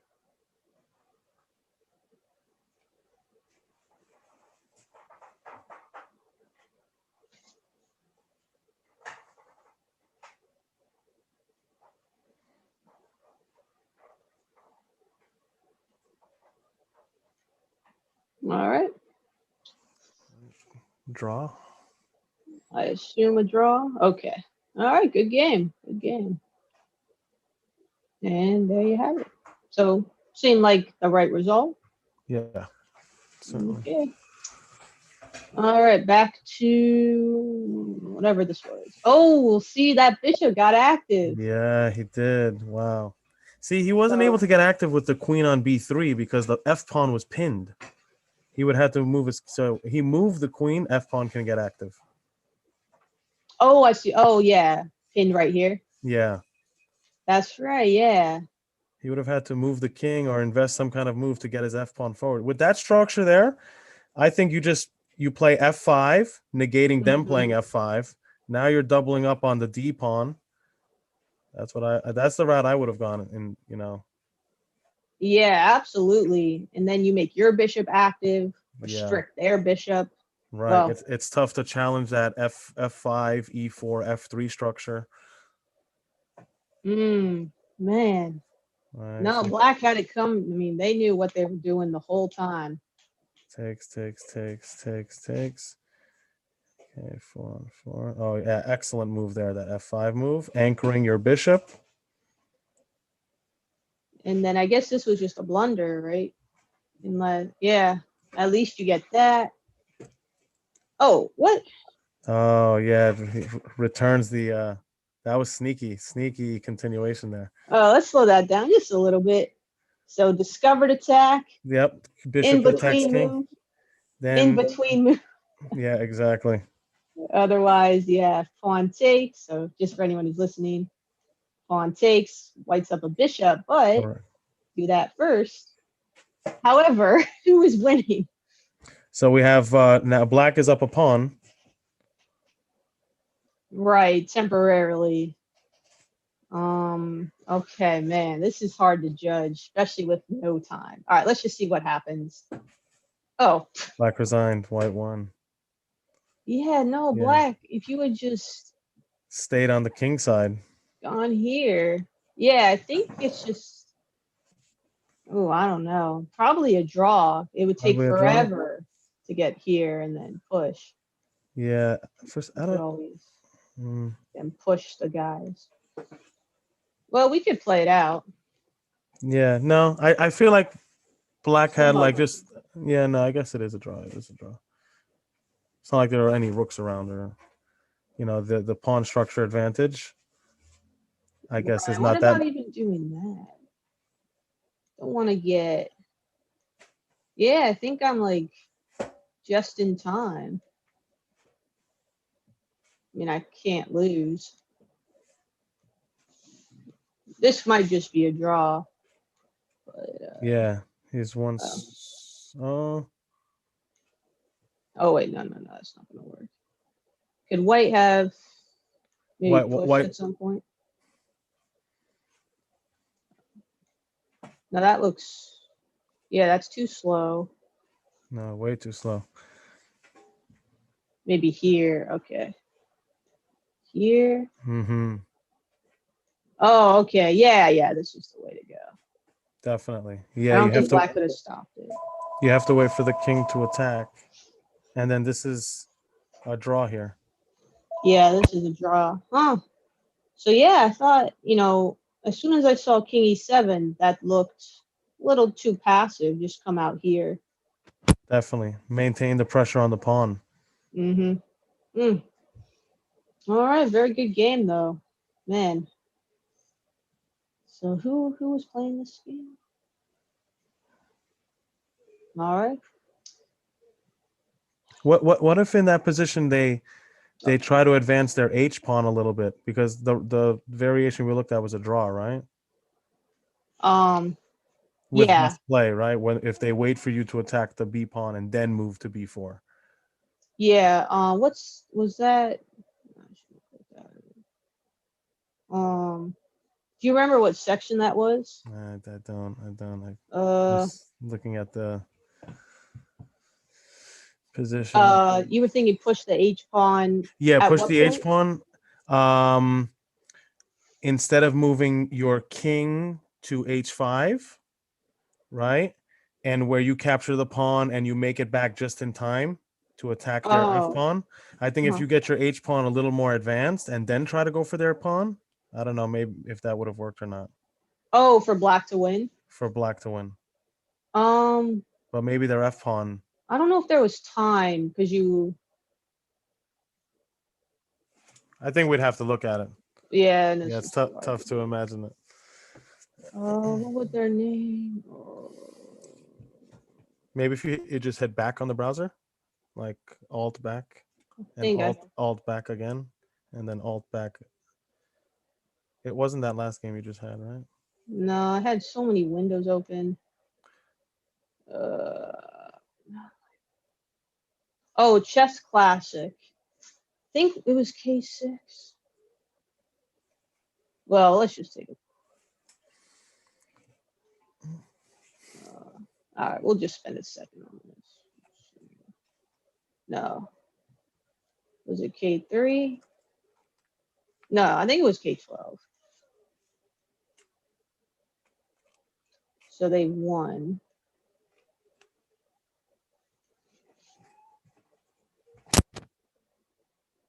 Yeah. Was it this one? Yes. Okay, so we said, yeah, king here. So before king to h4, what if they advance Push the it. h? No, then the f pawn goes. Yeah. Yeah, just a little too. What? But actually, I think here. What if you start moving your a pawn now? Like wait for the king to attack your g pawn, so you take the f pawn. Yeah, I like that. Or even That like That way that the B pawn never gets to make that B4 saving move in that last variation. That's right. It might even be more precise to go here. And you can, because if here, they're in Zugzwang, right? Right. Or pretty close to it. Yeah, they don't have a good move there. Then They you don't- can always just do that.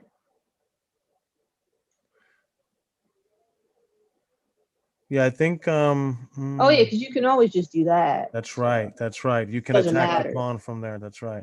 That's the winning move there. And then I think you take the H pawn and then run to take the B pawn. Now, are they able to get there in time? Probably not. Yeah, no. No, and they have a B pawn. It's not going to work out. Doesn't matter. Yeah, yeah. Wow, so Black could have won, but yeah. You gotta know Yeah. your pawn endings. Yeah, that was Well, tough. That's gonna be a lesson. So I just downloaded that one. No, Oh, good nice. games. All right, so it looks like round 3 for all sections has begun. All right. We should get some, yeah. Where's Kartavia at? Who had to face him? No, I don't know this player. Oh, it looks like he didn't lose a game, right? I thought he No. was higher than 24. Or maybe it's a different time control, that's why. Yeah, it could be a different time control. He's 24-20 in Blitz. In Blitz, I guess yeah. this is rapid, yeah. What is the opening? Okay. So he changed it. I like his versatility. Yeah, he plays a lot of stuff. Yeah, that's awesome. That's awesome. All right, this is the infamous fork trick. So if you want to play this way, oh, they did. Oh, okay. You just got to do D3 first, guard the pawn, and then you can go to C3. But if you go C3 now, you get forked, and you lose the center. So it's not to be recommended. Right.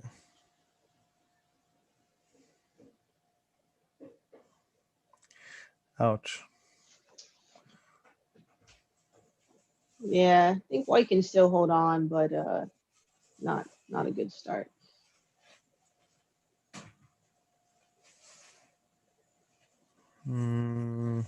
Though actually, wouldn't it have been stronger to just take first? Ooh, you guarantee winning a pawn that way. Yeah. But I think here you win a piece. Oh, no. I think now you have. Oh, now it might be. Why not go F4? Am I missing something? F4. Yeah, F4 makes a lot more Well, sense. now than it's F3. now it's Now it's a loss. Yeah. Now it'll be a loss. yeah, now it's a mating. Mm-hmm. It's a good checkmate pattern to know. So notice that Kartavia takes with the bishop first, and then he retreats to guard the escape square, and then boom. That's right.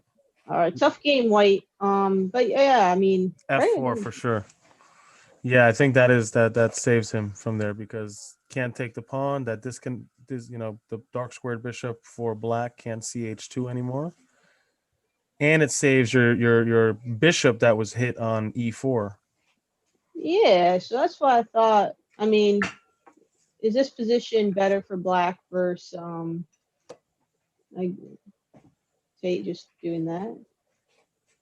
I mean, I don't know. That's right. I kind of like this one, but Let me see. Yeah, definitely. I like that one also. well, I guess it worked out. So Bishop. Yeah, it did. all right, good game. F3 instead of F4. Octavia's tough. All right. Who's this guy playing?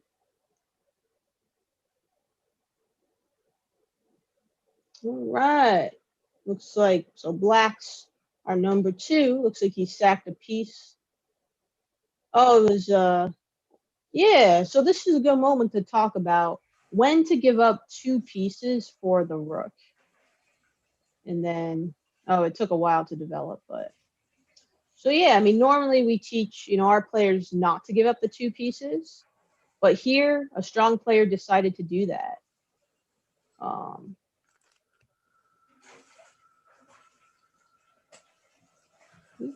okay. So I don't know. Was it a good idea or Let's see. What are too their optimistic? Hmm.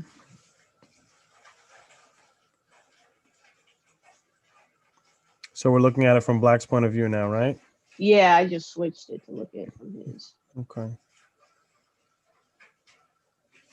Just play knight to e4. I think good attacking prospects for Black. Yeah, I think it's a very good way to start. Get your queen in the area with tempo. King has to move. Right, you couldn't block with g3. That would lose your h pawn.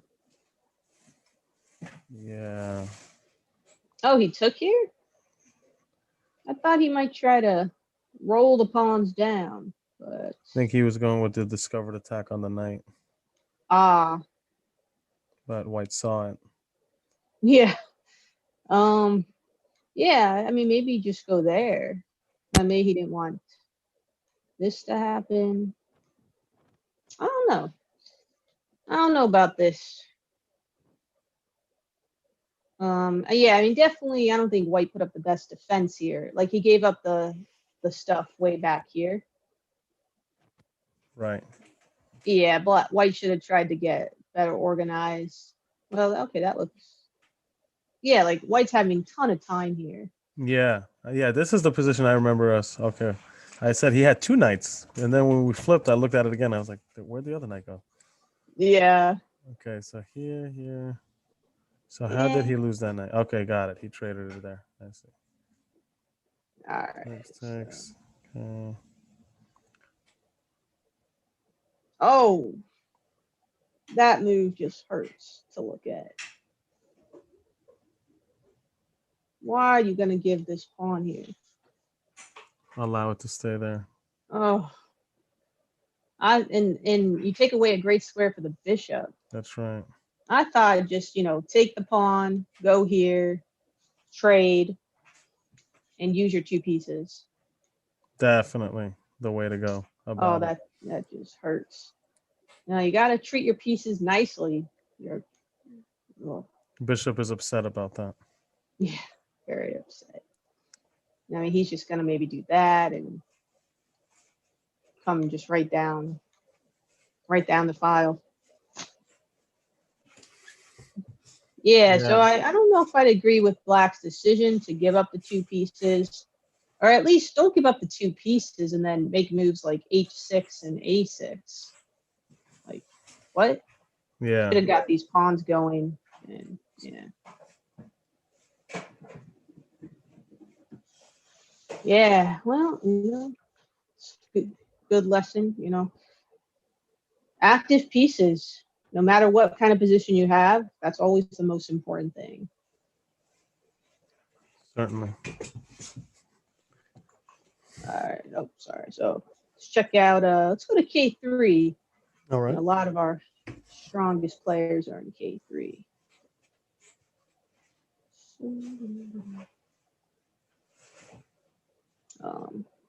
Sam's still playing. Yeah, actually, two pretty complicated positions on our top boards. Check out a deuce game. Oh, he just won the queen. So Yeah, absolute pin. Attacking the queen. Behind it is a king. And bishop is guarded. yeah, White's a pretty good player. I remember hearing. Maybe they thought Black had blundered, but then yeah. Yeah, Black. Well, I don't know. I mean, White could have had some opportunities, but this looks like White or Black's gonna win. All right, let's check out our top board. So this is Sam's game. All right. What was this? King's Indian or something? Yeah. exactly that. All right. King's Indian is just so tough to play. Like one mistake and white just demolishes your queen side, and you really end up in a mess because black never got the attack going. Right. So Very behind here. I definitely don't recommend King's in. I mean, I don't really care too much about openings, but I think this one is one of the tougher ones, and definitely don't recommend it to kids. No, definitely not. Anything that involves moving your kingside pawns, really, like that. Yeah, it's just F and too G tough. pawns. Yeah. Even GMs like mess this up all the time, and they get beaten. Like this is move 22. I mean, this will happen to GMs, the same position. So yeah. Yeah, it's a big race in that type of a game. White trying to advance the queen side pawns, and their attack forms on that. Usually rook on the c file, moving of Yeah. the b and the c pawns up. And black is usually going for the same thing with the pawns, a pawn storm, but on the king side. Planting a Mhm. pawn on f4, advancing g5, g4, queen to h4. Yeah, it's so tough. So. Mm. Well, we'll keep this game up just to see if black can create anything. But yeah, I just think it's a lot easier for white to play, and I yeah, agree. that's that. So overall, though, all the openings I've seen have looked pretty good. A lot of e4, e5, the open systems.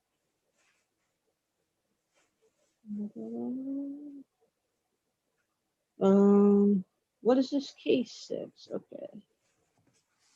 Let me out. Who's heuristic mind? What are you doing? Let's see. Even game, but black's doing pretty well. You know, you should look at white's queen side. Everything is still on its original square, and the white king looks pretty unhappy.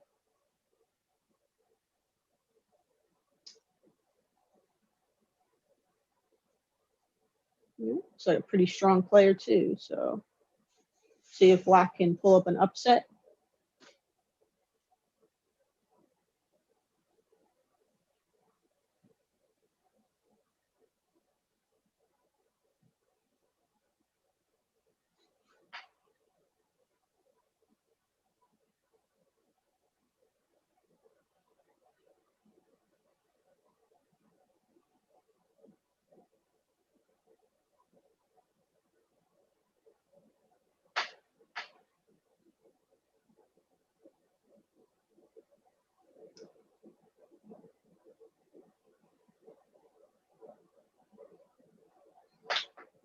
Now, with advantages like this, where you have an advantage in development, you have to make threats. Otherwise, the other person's going to catch up in development.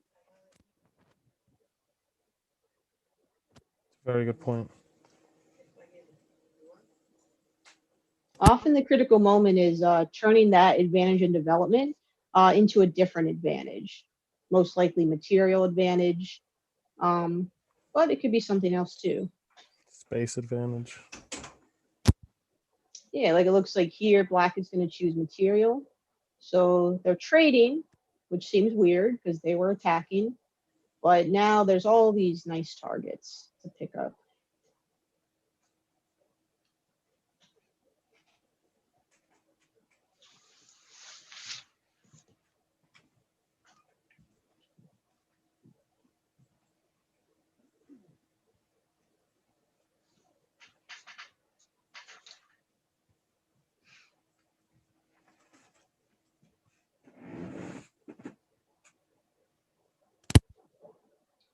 All right, so pretty good decision, heuristic mind. See how Sam's doing. All right. This was K6. Mhm. Yeah, good decision. I mean, you might have to accept some weak pawns, but at least you get your pieces out.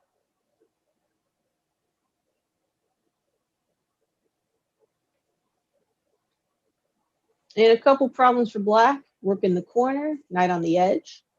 So sometimes, you give up the material, but then um, since black has to take time to get the material, that gives you time to create some threats.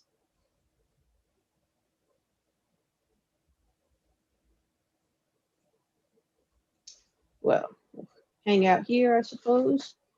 I'll put this game up on the board. All right, gotta get out of that game. Yeah, let's go back to K12. Yeah, I was looking at Hazard's game. He has a pretty interesting end game Oh, against yeah. WK.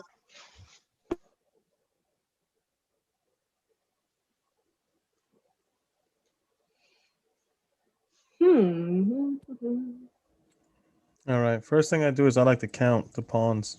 Mm-hmm. So 7 versus 6, pawn advantage. Hmm.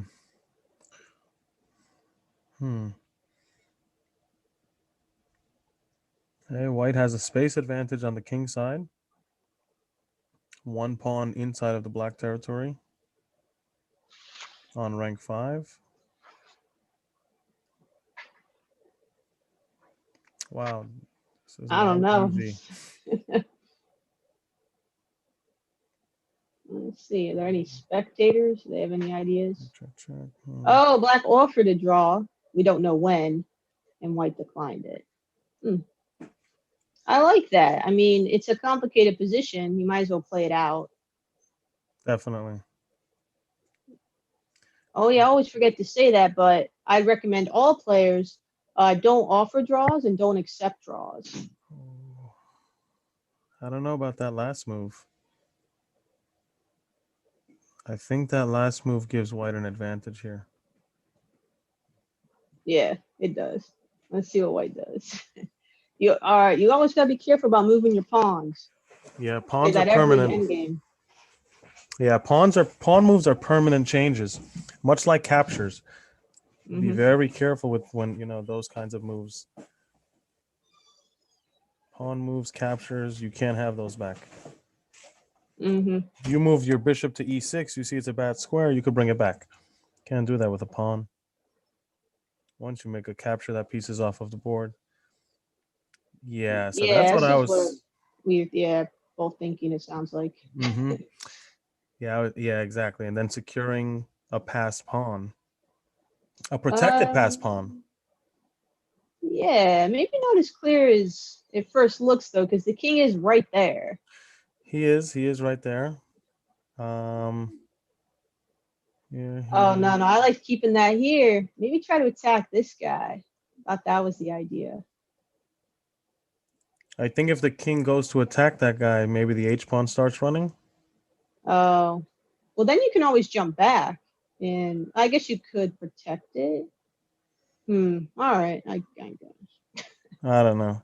And then maybe so the king is on the move now. Yeah, here. Yeah, that is interesting. H6, then king back.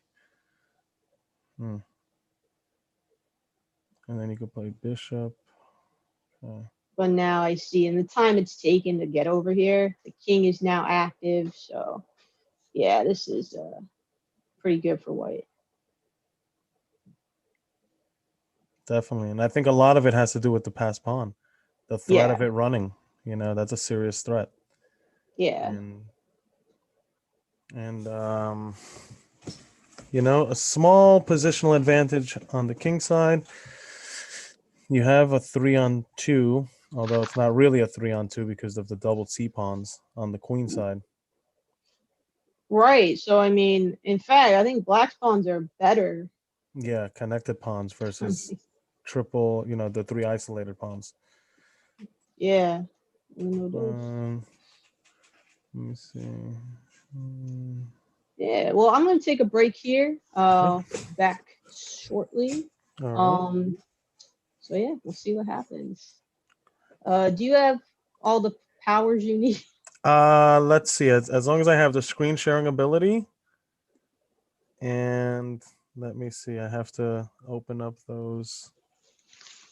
Okay, community. Hold on a second. I have to open up the games. All right, let's see. Leeches. It should be part of that. Chess cats. Okay. So 2 hours, 2 hours, 2 hours. We'll open one window each. Okay, let's see. So that was K12. This is K6.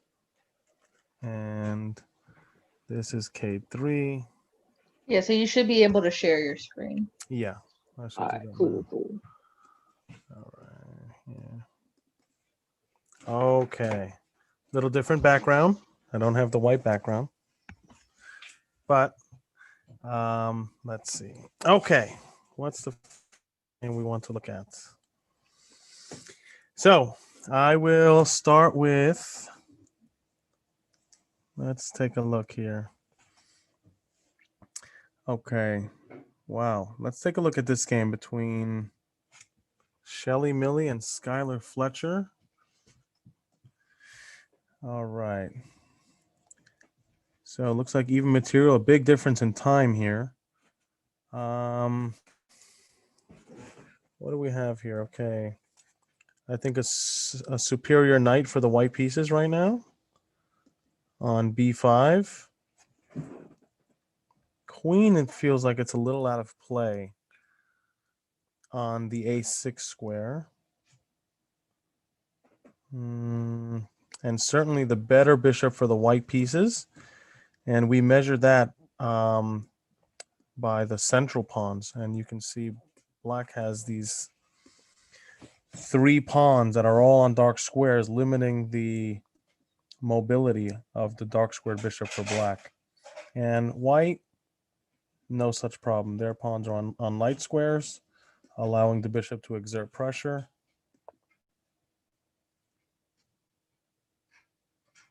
Okay, knight to c5. Yeah, that's what I thought. Did I miss something? Okay, yeah, I think that was a mistake there because the knight is just landing on a square where it can be captured here by the pawn. Gotta be careful for the pawn captures. Half of your chess pieces are pawns. So very, very often this capture happens because of how many of that type of piece you have. Okay, I guess we'll come back here and we'll see if white can nurture this material advantage into a win. Let's take a look at... Okay, let's take a look at this game. Mano Herenstein and Savage 70. Oh, I'll open the chat for a second. Wow. Really? Wow. Interesting. Did not know that. Take that, Abby. Okay. Okay, so the rook moved over. Yeah, knight was attacking it. Couldn't remain on the f1 square, otherwise the knight will capture. Knight is only worth 3, a rook is 5. Okay, so 2 minor pieces each, although a difference in minor pieces, black with the bishop. Okay, let me see.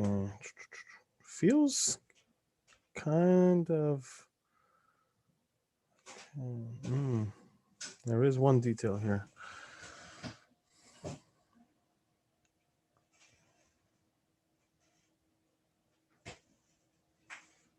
Okay, kind of even at the moment. Kind of even at the moment. Each rook operating on its own open file. True open file without any other pieces on it. Mm. Slightly better center for the white pieces, with their pawn all the way up to their furthest most rank, the 4th rank, before entering enemy territory. Okay. Bishop to d6, creating a relative pin on the knight. Knight really has to be careful now. Any knight move could result in the bishop capturing the queen. And so a strong idea here from black. Let me see, is there a way?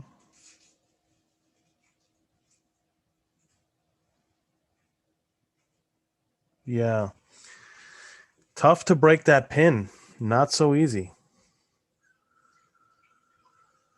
That is not so easy to break that pin. So I think a very good move from the black pieces here. From the black side. Creating a relative pin. There is no move like e5 without being captured.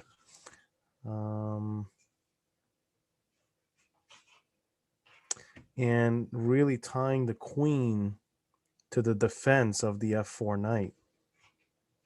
And kind of tough for the queen to really, fulfill that responsibility from another location. So we'll see what white decides in this game. We'll come back. Let's go back. Perfect. Okay. Let's go back to that hazard game. Oh, this game finished? Ah. Okay, so he ended up winning. So that means I should probably refresh. Okay, perfect. Let's see. Okay, the Hulk and Todd Miller. All right, pawn advantage. The F pawn is extra for white. Black has no such pawn. What else do we see here? Okay. Both kings are relatively safe, although I would say white's king is safer. Certainly safer.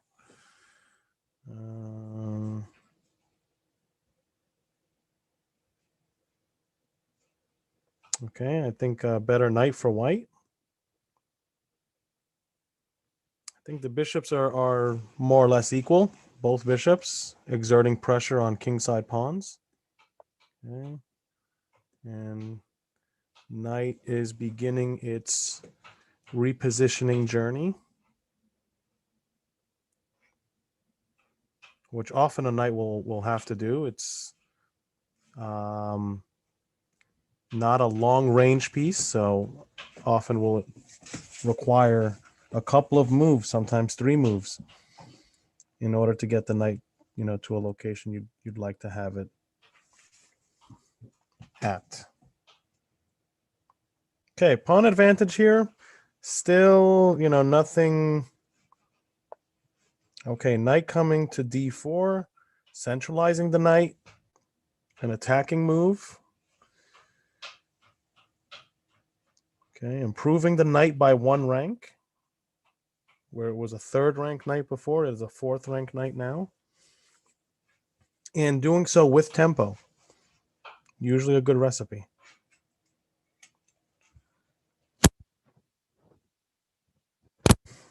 All right, let's come back. Let's take a look at Castaway Will and Spongy Doodles. So Castaway Will. All right. Okay, rook check.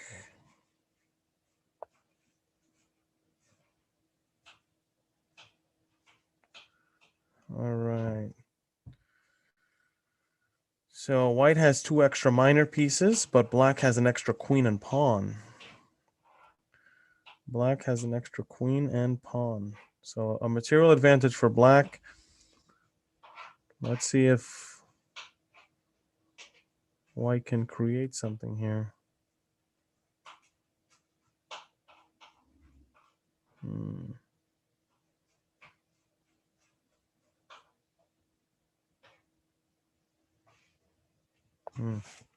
Okay, rook from rook 7 to h6. Check. Where will the king go next? Yeah, I think that was a good decision. The king ducks, hides behind his pawns, and there's no way to check the king now safely. Okay, so I think a good idea for the king to go this way versus going back to g7, where he'd be more vulnerable to checks.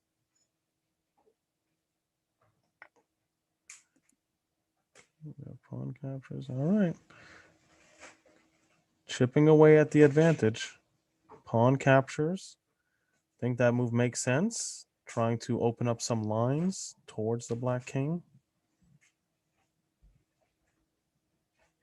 Right, since you have linear pieces, your rooks are left, your bishop is left. And a very good move from black. Realizing the bishop has nowhere to go safely here. Bishop here is trapped. Let's see, is there an in-between move?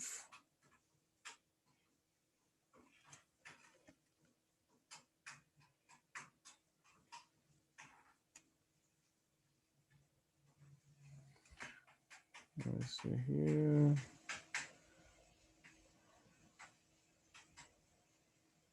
Okay, I think that's what Castaway is looking for right now. Is there a way to save their bishop?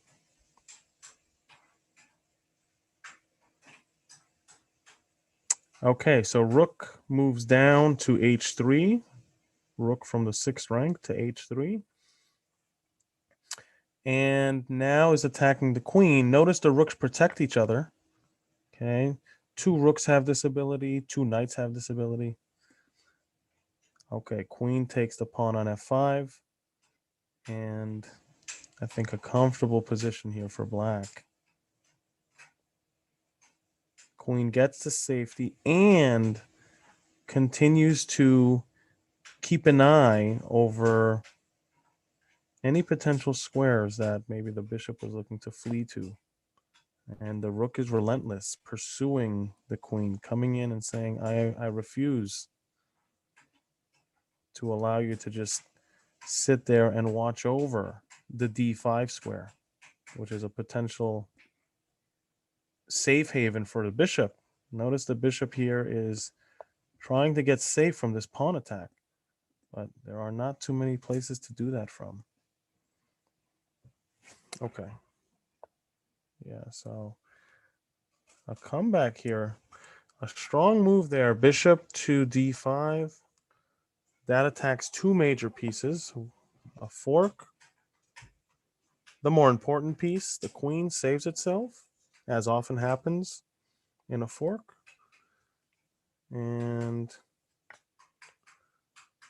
okay, we're left over with this position, which is still a material advantage for black. The queen and the rook are stronger than the 2 rooks and knight.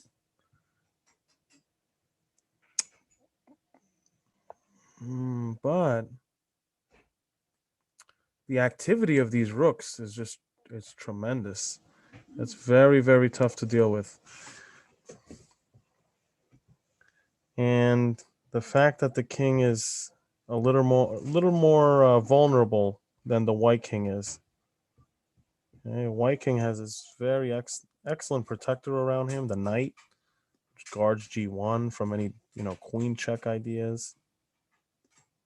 So king is actually pretty safe right now. Has an escape square to go to if he ever needs it. So some coordination will definitely be needed here from black in order to try and win this. So right now, thinking about where to go with the... Okay, queen goes to a safer square where a rook cannot capture it. And now the pressure is on. Okay, we'll come back to this game. Hangry Cat and Sushi. Let's take a look at this game. Oh, what okay, let Looks me like Sushi's the refresh. perfect remedy for the hangry cat. Is that what happened in that game? Well, I don't know. Maybe Hangry Cat ate some sushi. Let's see. Okay. Yeah, it looks like you might be right.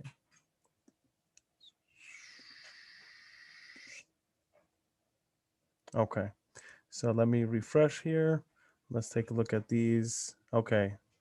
Let's go back to this game between Shelly Millie and Skylar Fletcher. So a big is okay. So big time difference here. Definitely the first thing I see is the time difference. But with an increment of 5 seconds per move, there is hope. If there was no increment, then this would be a very big, very problematic situation. But with increment, certainly a position that white can win here. Okay, take.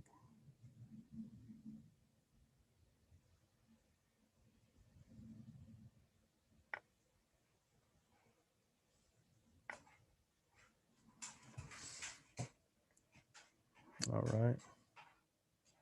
Yeah, so it looks like white is closing in over here on the black king's position. All right, let's go to the January 6th. K6. All right. Let's take a look at Heuristic Mind and Top Secretary. How did we get here? E4, E5, Knight F3, Knight C6, Bishop to B5, the Roy Lopez.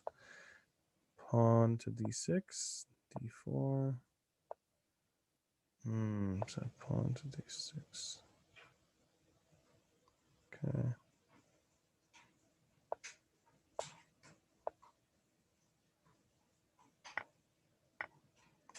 Okay, so just wanted to get a feel for how we got to this position.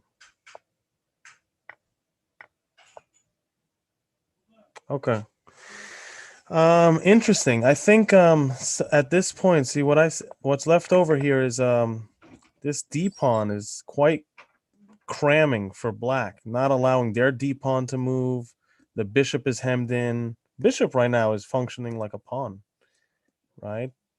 In fact, its name is a tall pawn. That's really what it is. Just a tall pawn. Has the ability to go backwards, which a pawn doesn't, but not really doing much more than adding additional protection to D6 and F6. Not the type of range that you want for your bishop. And I think back all the way here, I think pawn duos, whenever you see pawn duos capturing, not allowing this pawn to cramp your position. And then maybe bishop to D7. Okay, but takes.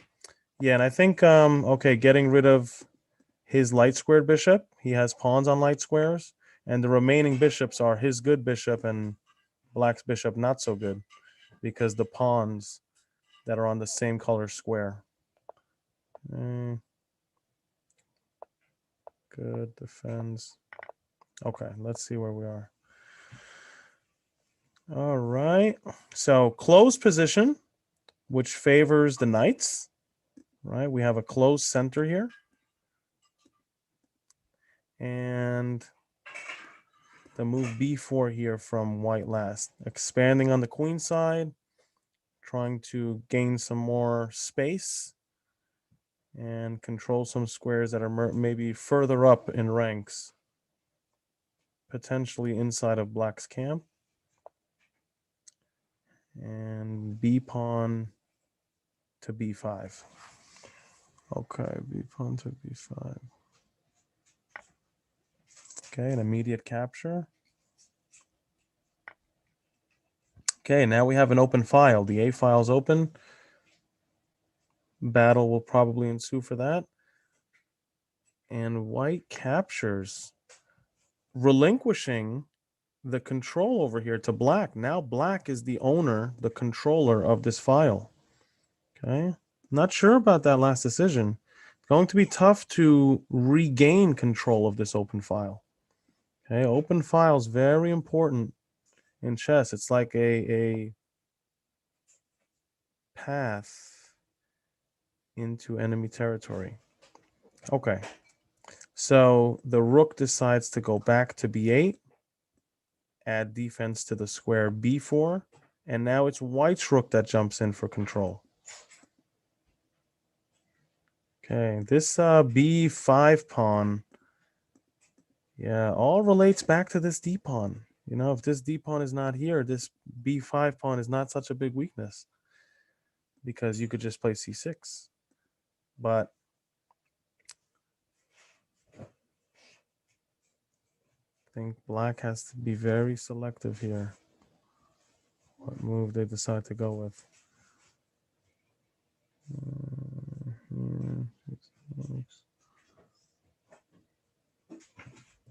Yeah, not sure. Looks like a nice position for white here, mainly because of the difference here. Pressure is on the b pawn. Okay, and black is holding right now. Black is defending.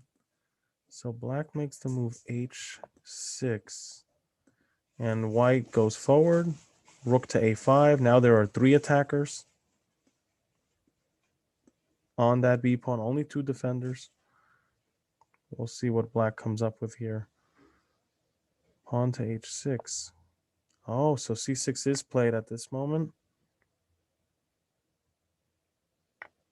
Yeah. Now black has this backward pawn. That may potentially be a weakness later on down the road. We will come back here. Let me refresh. All right, let's take a look at another game.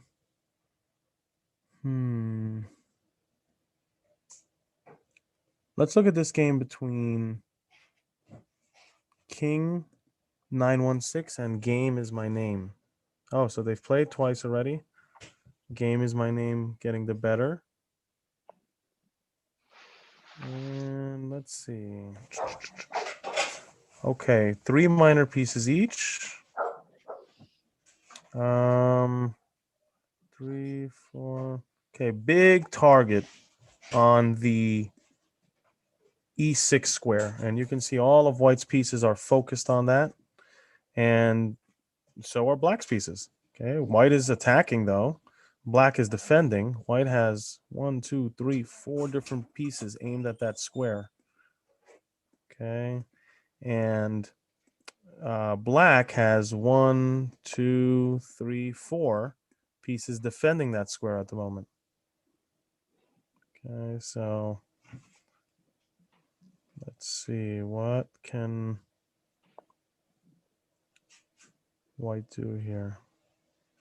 Yeah, feels like a really good position for white here, doing all the attacking, black really defending, and you know, not too many targets in white's position. You know, maybe the a pawn eventually, but not so easy to reach at the moment. Right, very tough to reach if it's on the a2 square, and well guarded at the moment also. Okay, maybe the c pawn, but also not so easy to reach. Okay, knight d to e4, centralizing the knight, improving it by 2 ranks.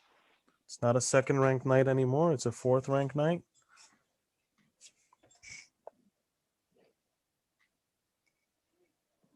Okay, king to f7, adding more defense to e6.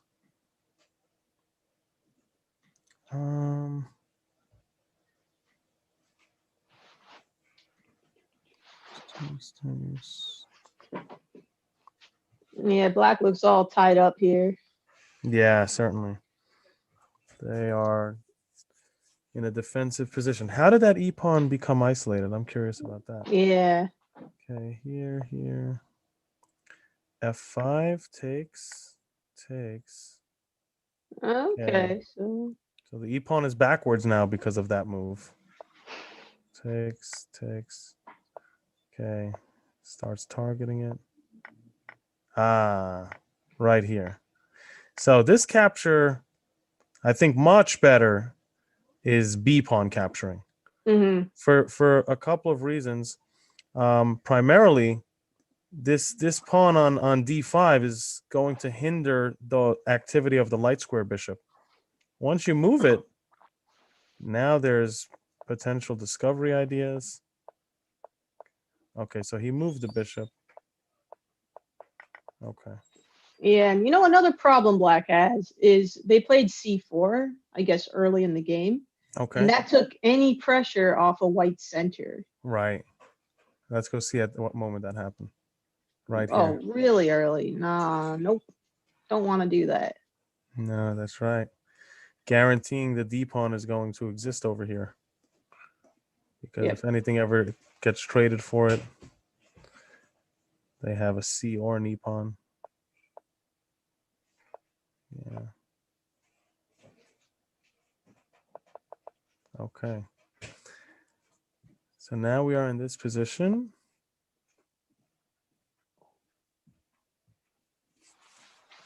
All right. So knight attacking rook and bishop. Um,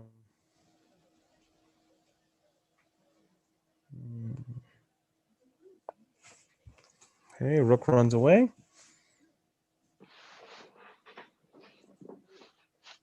Yeah, it looks like, both players look pretty close in skill and stuff. Are they both tied for first at the moment, or what's the tournament Let's situation? see. Open link. Okay, heuristic mind is in. Ah, So 2 players undefeated right now. okay. All right, that should be cool. Let's see where this is. Game is my name and king. Where's king? King at 2.5, and game is my name. Should probably be 2. So 2. Got you. Okay, so yeah, they're up there. Yeah, they are absolutely. Okay, so game is my name. Okay. It's a different feel with the black background, right? Yeah. Yeah, I used to like the black, but I kind of like the white now. I Yeah. don't know why. The white just seems so bright for me. Like it's, I don't know, Yeah. especially at nighttime.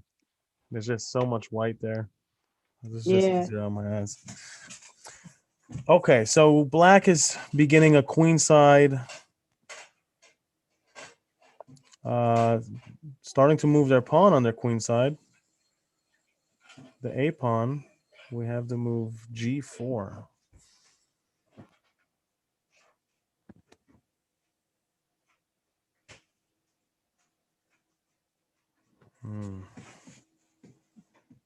Yeah, I think white with all the pressure here. Let's see, another game we can look at. Let's refresh. Or maybe let's go into the K3. I haven't looked at their games yet.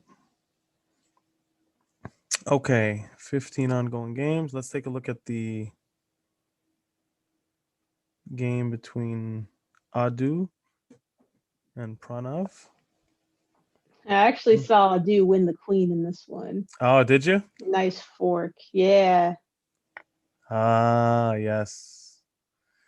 Yes, a very nice fork. Yeah. Bishop attacks king, bishop attacks queen. Bishop is guarded. Whoops, that's a bad arrow. There we go. And bishop is guarded. So, yeah, very nice tactic here.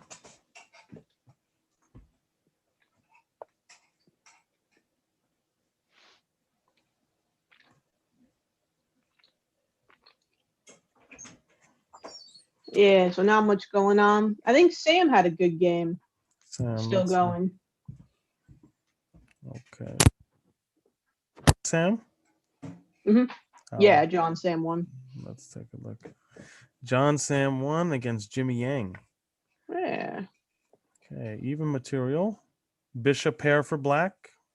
Advantage for black, I'd say there. Mhm. fairly open position. We don't really have interlocked pawns. Okay, now a pawn advantage. Yeah. And yeah, I think some very weak dark squares for white. Okay, who's in the Yeah, so we just got a request to look at a game. Okay. Cool.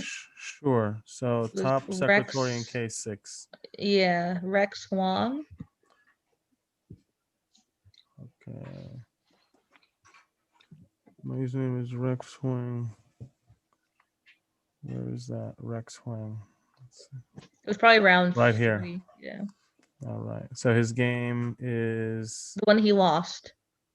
Not this game, the one he lost. got it. This one.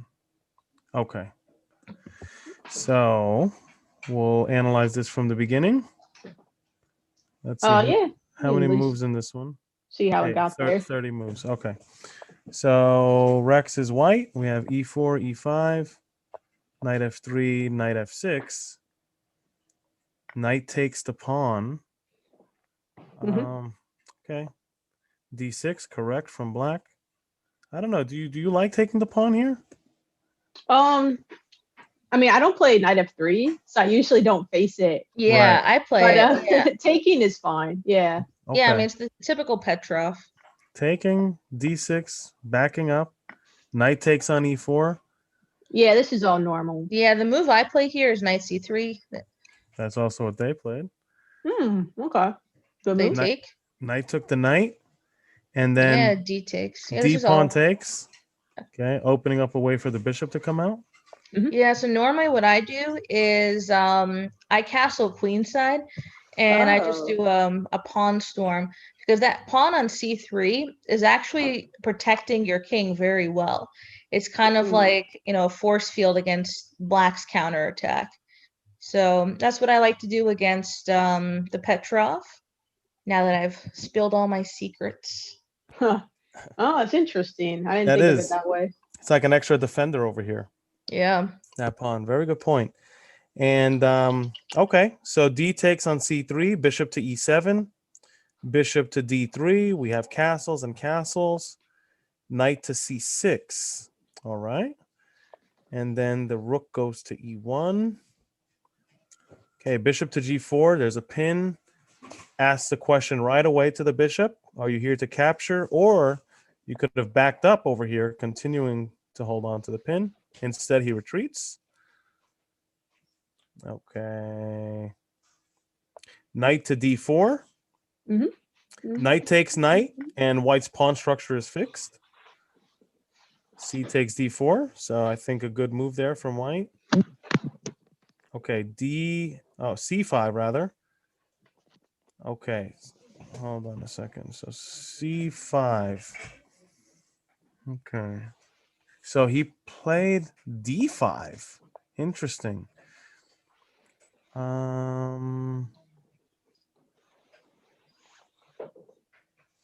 Okay, d5 is played and the bishop retreated to d7. Oh, okay. Yeah. Seems like a good idea. I think so, because I think the remaining position after this tactic, if you take, then the bishop takes on h7, and then the queen, and I don't know, this doesn't look too good for black. It looks like bishop will come to f4, rook will go from a1 to d1. A lot of pressure on definitely d6. agree. Yeah. So I think a good move here from black, backing up. And that's odd, right? Because it would seem like the center pawn is so much more valuable than the edge pawn, the h pawn. But it's about the remaining position. Yeah, that's right. It's more like an end game, so the center isn't quite as important. Right. So c4, okay. Fortifying in the center. C4. Okay. Just looking to see if there's a better opportunity here. Because I don't know, for me, this moment feels like I could play a move like queen to h5, a move like bishop to f4.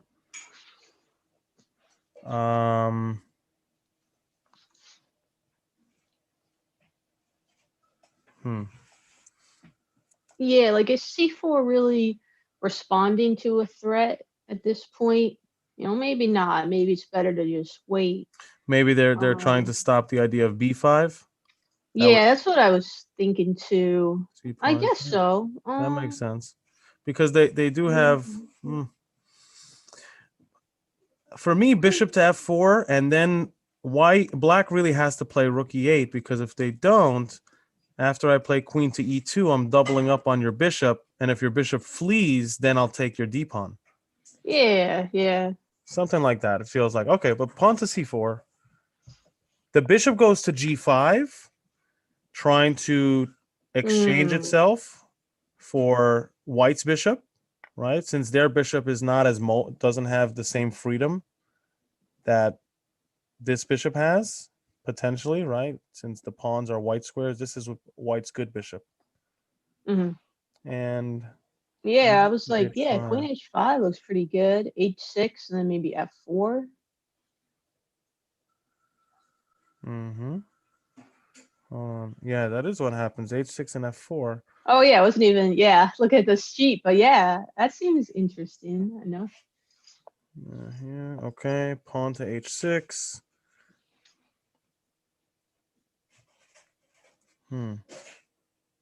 Why not? Why not bishop takes bishop here? That Oh, looks that looks good too. Yeah, that looks good forcing to the me. queen trade. You And have to rook do a queen e7. trade. Yeah, exactly. Bishop takes here. You can't meet it with pawn takes because of checkmate, right? With Yeah. the bishop. So you have to meet bishop takes bishop with queen takes. Then I could eliminate your queen and I have an invasion move. Rook to e7. Okay. Something to have considered here, I think. This position takes, Yeah, definitely. takes, and then rook e7. Keeping pressure on this piece. And then maybe you could double up your rooks. You completely own the e file. Although maybe you want to play king over first, then double up the rooks so that they don't have this move here. I mean, though maybe they can go just rook a d8. Yeah, And rook a d8. Okay. threatening rook, well, not threatening, but planning rook to e8. You want to double, maybe still rook e8, and actually, Yeah. I don't know.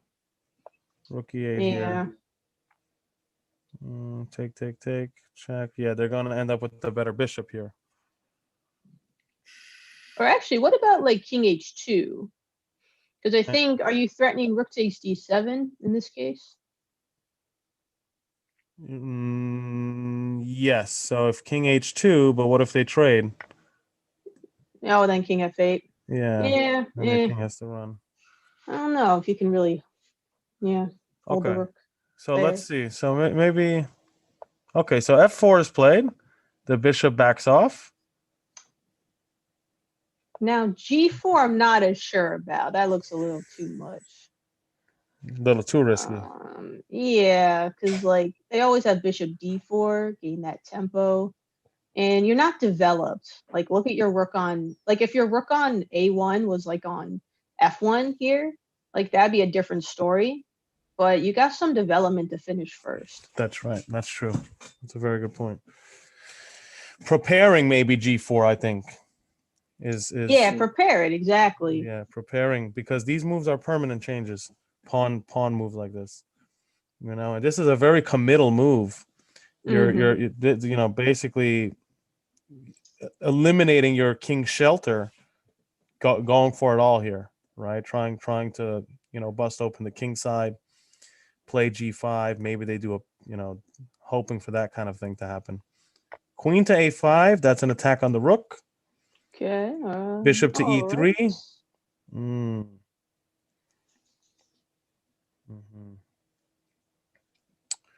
Okay, let's see. So bishop to e3, rook a to e8. Yeah, that's the thing. And do you even have?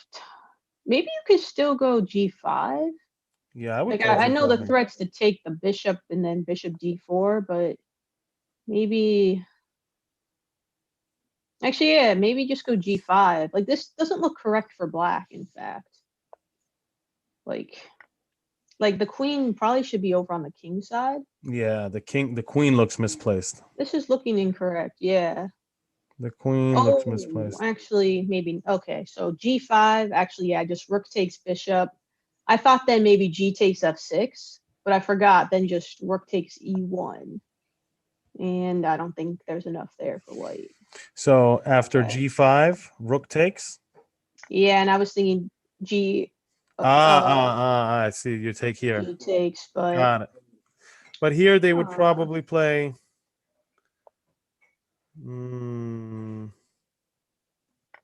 Yeah, that's well, actually, yeah. Let's try rook takes rook. Then bishop D4. I'm assuming, Yep. and then maybe just like GX H6. Is that what I? Or what was? Yeah, I guess. G takes H6, and then they take here with whoops. Where were we? G takes H6, and then they take here with check. And then King H1, King so the H1 queen doesn't go to D2 with check. with check. Good. I don't know, just That's yeah. I think pawn takes here, right? yeah, Well, actually, yeah. it's black's move though. We just made a move, so black would have a chance here. Oh, what about F5? Yeah, F5. That's one way. That could be enough, yeah. F5, queen, or maybe still take though. You're only down a F5. piece. Yeah, take on G, whatever that is, G7. The bishop covers the G1 square, so you can't get the rook to G1. Yeah, actually, yeah, this should be winning for black. For black, right? Yeah, definitely. Okay, so So- maybe then it was okay. Black was quick enough. So serious threat here with rook A to E8, right? King F2. Okay, defends against that idea. Bishop takes on B2. Yeah. Rook A to B1. Oh, black does that, but why not just go bishop D4 and then the queen's coming to D2? Yeah, this is not good at all for black or for white. So rook Yeah, takes. why do that? That seems a little. I guess it's okay. And then rook takes E3. Why not king takes E3? I guess he was afraid bishop. Well, let's see. King takes E3, bishop D4, king F3. Looks like you're Maybe okay. queen D2.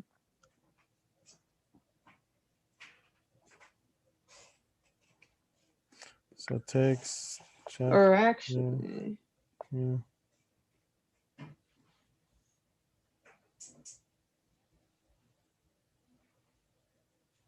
actually, rook E8 earlier may have been even stronger. Or if was it? Yeah. So this, it was at the point where black took on E3, and then if king takes E3, I mean, If king takes E3, maybe rook E8's actually probably even better. rook E8 check. Yeah. Then you're forced to play to this square, right? If you want to hold on to your rook. Right. I mean, there's bishop E4, but then maybe queen C3. No, I can't believe that's good. Yeah. So king F2. I don't know. Bishop F4. Okay, yeah. King here. Yeah, just bishop D2 or bishop D4, and the rook's hanging. Actually, queen D2 is probably the easiest. Yeah, definitely. Queen D2, do that first. And then maybe bishop D4. There's also queen takes F4. Yeah. No, this is over. Winning for black. Okay. Let's see what actually happened here. So the bishop took this pawn. Seems like from here, G4. Okay. No, white or black had a good idea. I was suspicious of queen a5, but actually that looks like it was pretty good. And yeah, it's just Okay, Yeah, queen no. d2 here. Yeah, you can't start an attack if you're not developed. That almost always fails. Queen takes d3. Yeah, over. Yeah, so we lost our bishop there. Mm-hmm. Yeah, so it looks like it was a good idea here. Oh, so I guess then rook takes e3 was also probably the best move. Looked a little fancy, maybe. Well, what about just bishop d4? You mean here? Yeah. Yeah, I think rook takes e3 was better. Mm-hmm. Now that I've seen the variations. Yeah. Mm. Probably they're both winning, to be honest. So what to do here after g4 and queen a5? How should white respond here? Well, I guess they'll have to move the rook to f1.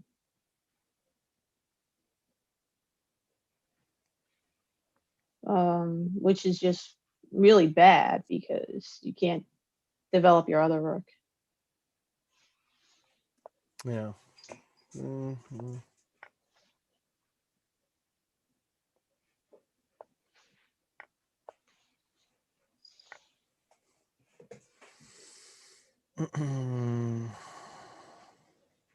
But yeah, pretty cool game. Yeah, Lot to analyze for sure. So definitely. cool. Thanks for pointing that out Absolutely. for I forget his name, but All right. So do you want me to you want to go into your screen share? oh no, it's fine. You can I think we're only gonna do the stream for like another 10 minutes or so. Okay. Yeah. So it doesn't, yeah, let's just stay. Perfect. All right. So let's see. Let's take a look at another game. Which section should we look at? K3, K6, or K12? I know K3 is finishing up. Yeah, they have 2 ongoing games. I guess we'll take a peek. Ooh. Yeah, or in K12, James Hazelwood and Hazard have an interesting game. Okay, K12, refresh. Those could be good places to go. Okay, James Hazelwood and Hazard. Okay.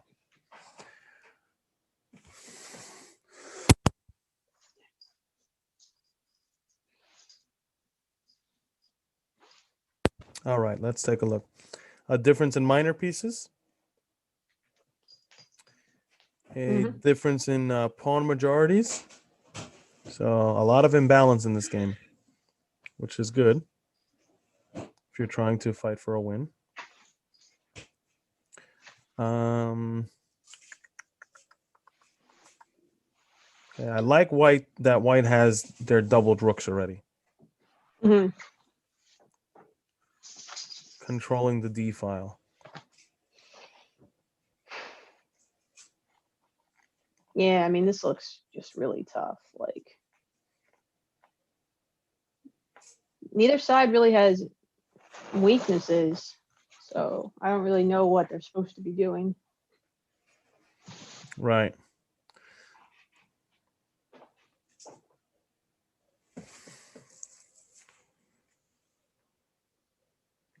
Mm-hmm.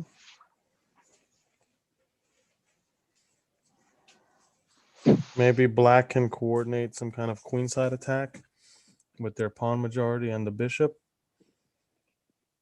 Yeah, like try to prepare b5, Mm-hmm. something like that. What could white do here? Okay, white is starting to advance in the center. Yeah, good move.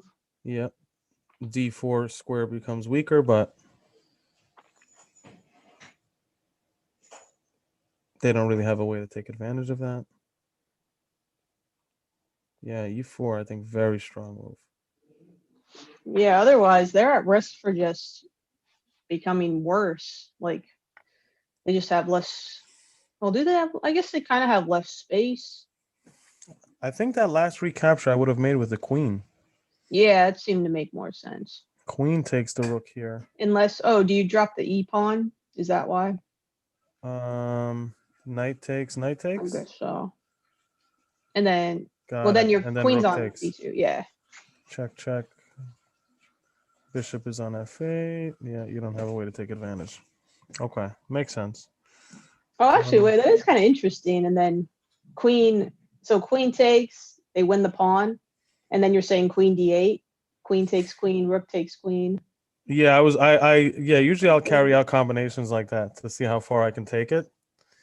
Ooh, then maybe knight c3, defends the knight, hits the rook. But then maybe rook e7, and that guards everything. I don't know. Maybe then rook a8. So would have been interesting. Takes rook, rook takes d8, f4. Yeah, queen takes, loses our e pawn, definitely.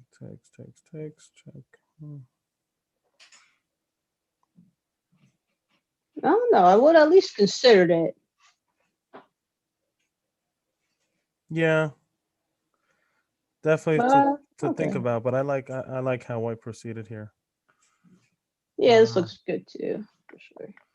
Yeah, just not giving up our pawn.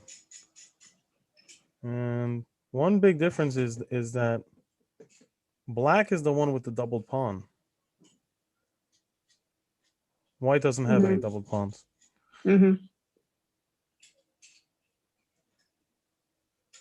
Yeah, no, this is very close. Yeah, it's almost like a 3-on-3 on the queen side. Black offered a draw, white declined the draw. Yeah, again, guys, like, what is this of like offering draws in like interesting positions? Just makes no sense. Right.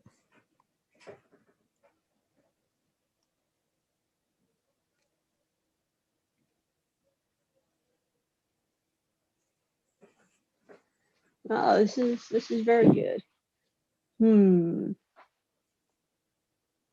Because like the other thing I'm thinking about is like white's king is a little more open than black's. Not a big deal right now, but I could foresee some problems. So definitely, especially with the queen still on the board. Yeah, exactly. So I think with queens off, I mean, white should be maybe slightly better. I don't even know. But with queens on, yeah, it's a little more double-edged. Like here, did knight g4 do anything?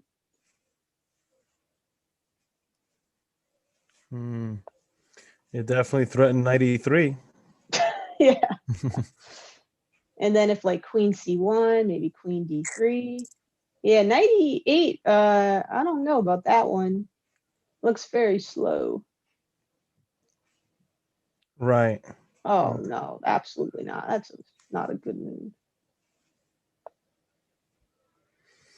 So the knight going to reposition itself, probably to e6.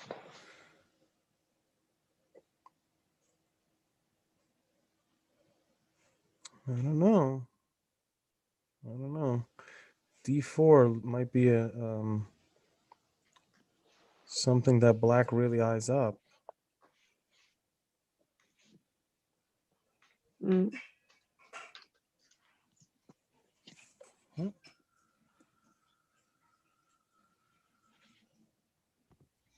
Yeah, I feel like black has a lot of weaknesses they have to worry about right now.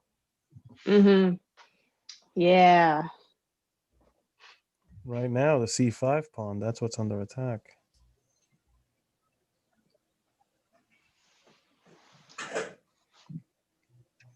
Hazard's position is very hazardous.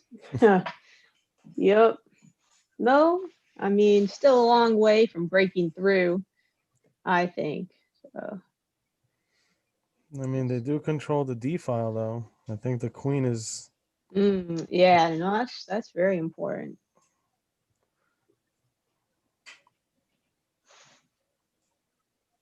I think a big thing is going to be if black can really get the bishop to play a good role.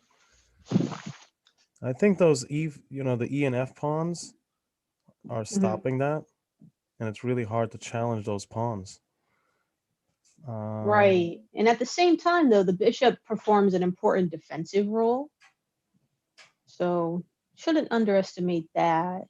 That's true. And sometimes, like these situations, white may tend to overestimate their position, and that also leads to like problems. Right. Like overexpanding. Then their pawns become weak when they're too far away. Yeah, they start pressing too hard, and it's not good. And especially with white's king, I could see that happening. Like white gets overly aggressive, and then their king is like all alone. That's right. So I don't know. Still, yeah. I mean, it looks like white's position's a little easier to play. Because yeah, you can start targeting the weak queenside pawns. And there's knight d6 is open too. Right, right. Excellent square for your knight with tempo. That was a good question to ask. Like, I mean, is it as good as white thinks? Like, is the knight really doing anything on d6? I don't know. That's right. Oh, knight c3. Okay, well that's a little bit surprising. I think it was Kasparov that said the knight on d6 is worth a rook. Yeah. Right? He specifically singled out that Yeah. square. There he goes. I like b6 though. I mean, that makes a lot of sense to protect the pawns, and now there's no attack on b7. Correct. Multi-purpose move. Yeah. I don't know. I still think those pawns are very weak. Yeah, I mean, we'll see. It's definitely an argument to be made. I mean, Yeah. I would definitely rather have white in this position. Yeah, Yeah, I think so too. Definitely. Definitely. Yeah.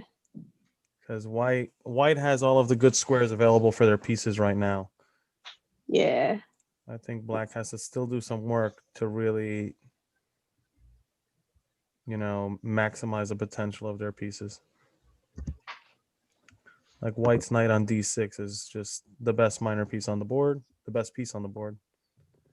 Okay, knight d4 hits with an attack.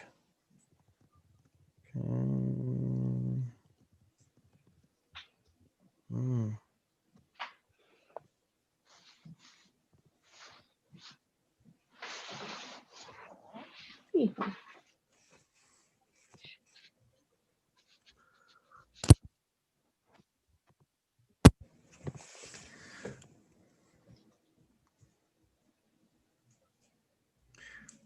Yeah, one of the main things here is that if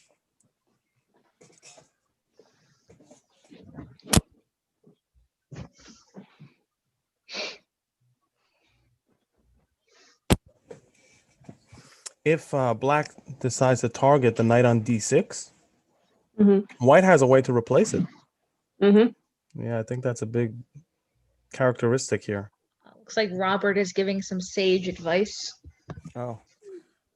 Move What did he say? Oh. Connecting the knights is a bad idea because then they rely on each other and can't really move. That's a good point. Sage advice from Robert.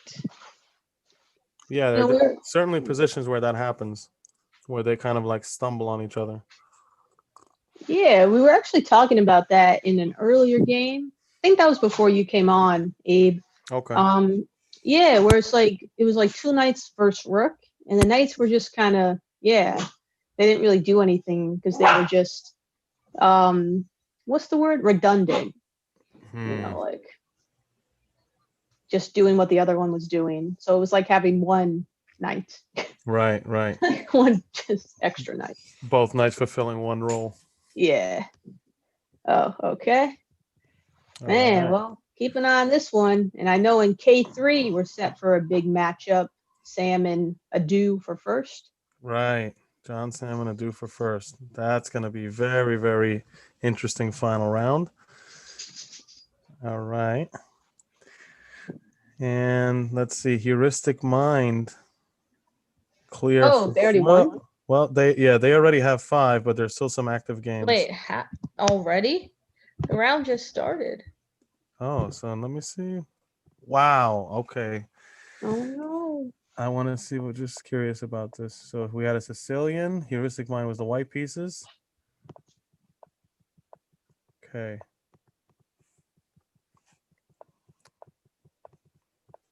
Wow. Okay. Okay. Yeah. Yeah, I mean, okay, it looks decent enough.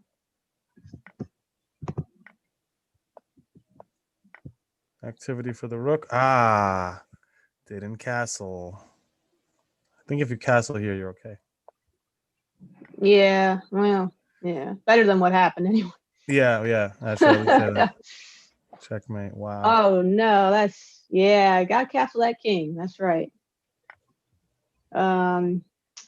Yeah. Yeah, Even maybe just castle before taking that pawn, B pawn. yeah, the B pawn exactly.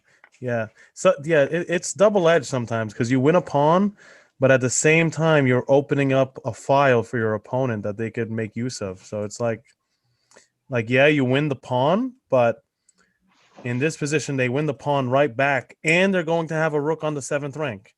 Mhm. Right. So it's it's like you're losing 2 things there, not the positional advantage the rook gains is more significant. But yeah, I think that would have been a good way to go about it. Castle first. Yeah. Oh, All right. I think we are Got some great games today, and I really can't wait to see how everything finishes up. absolutely a lot of exciting finishes still to unfold here. yeah. All right. It was a pleasure working with both of you on this. Thanks for having me. Yeah, same here. Oh, it's always cool, always fun to look at interesting games. So. Yes. I And there's second always that. Cartavia in K12. Don't forget to check out his games. Right. Well, He's a him and terror. Shelly Millie both 4 points. And Yeah, still 2 and the games here winner to be of decided. yeah. James Ooh, Hazelwood and Hazard. that's Yeah. gonna be fun. That's It's going to be an fun. interesting 5th round. Certainly. Can't wait. All right, All so right. we'll see you back here next time.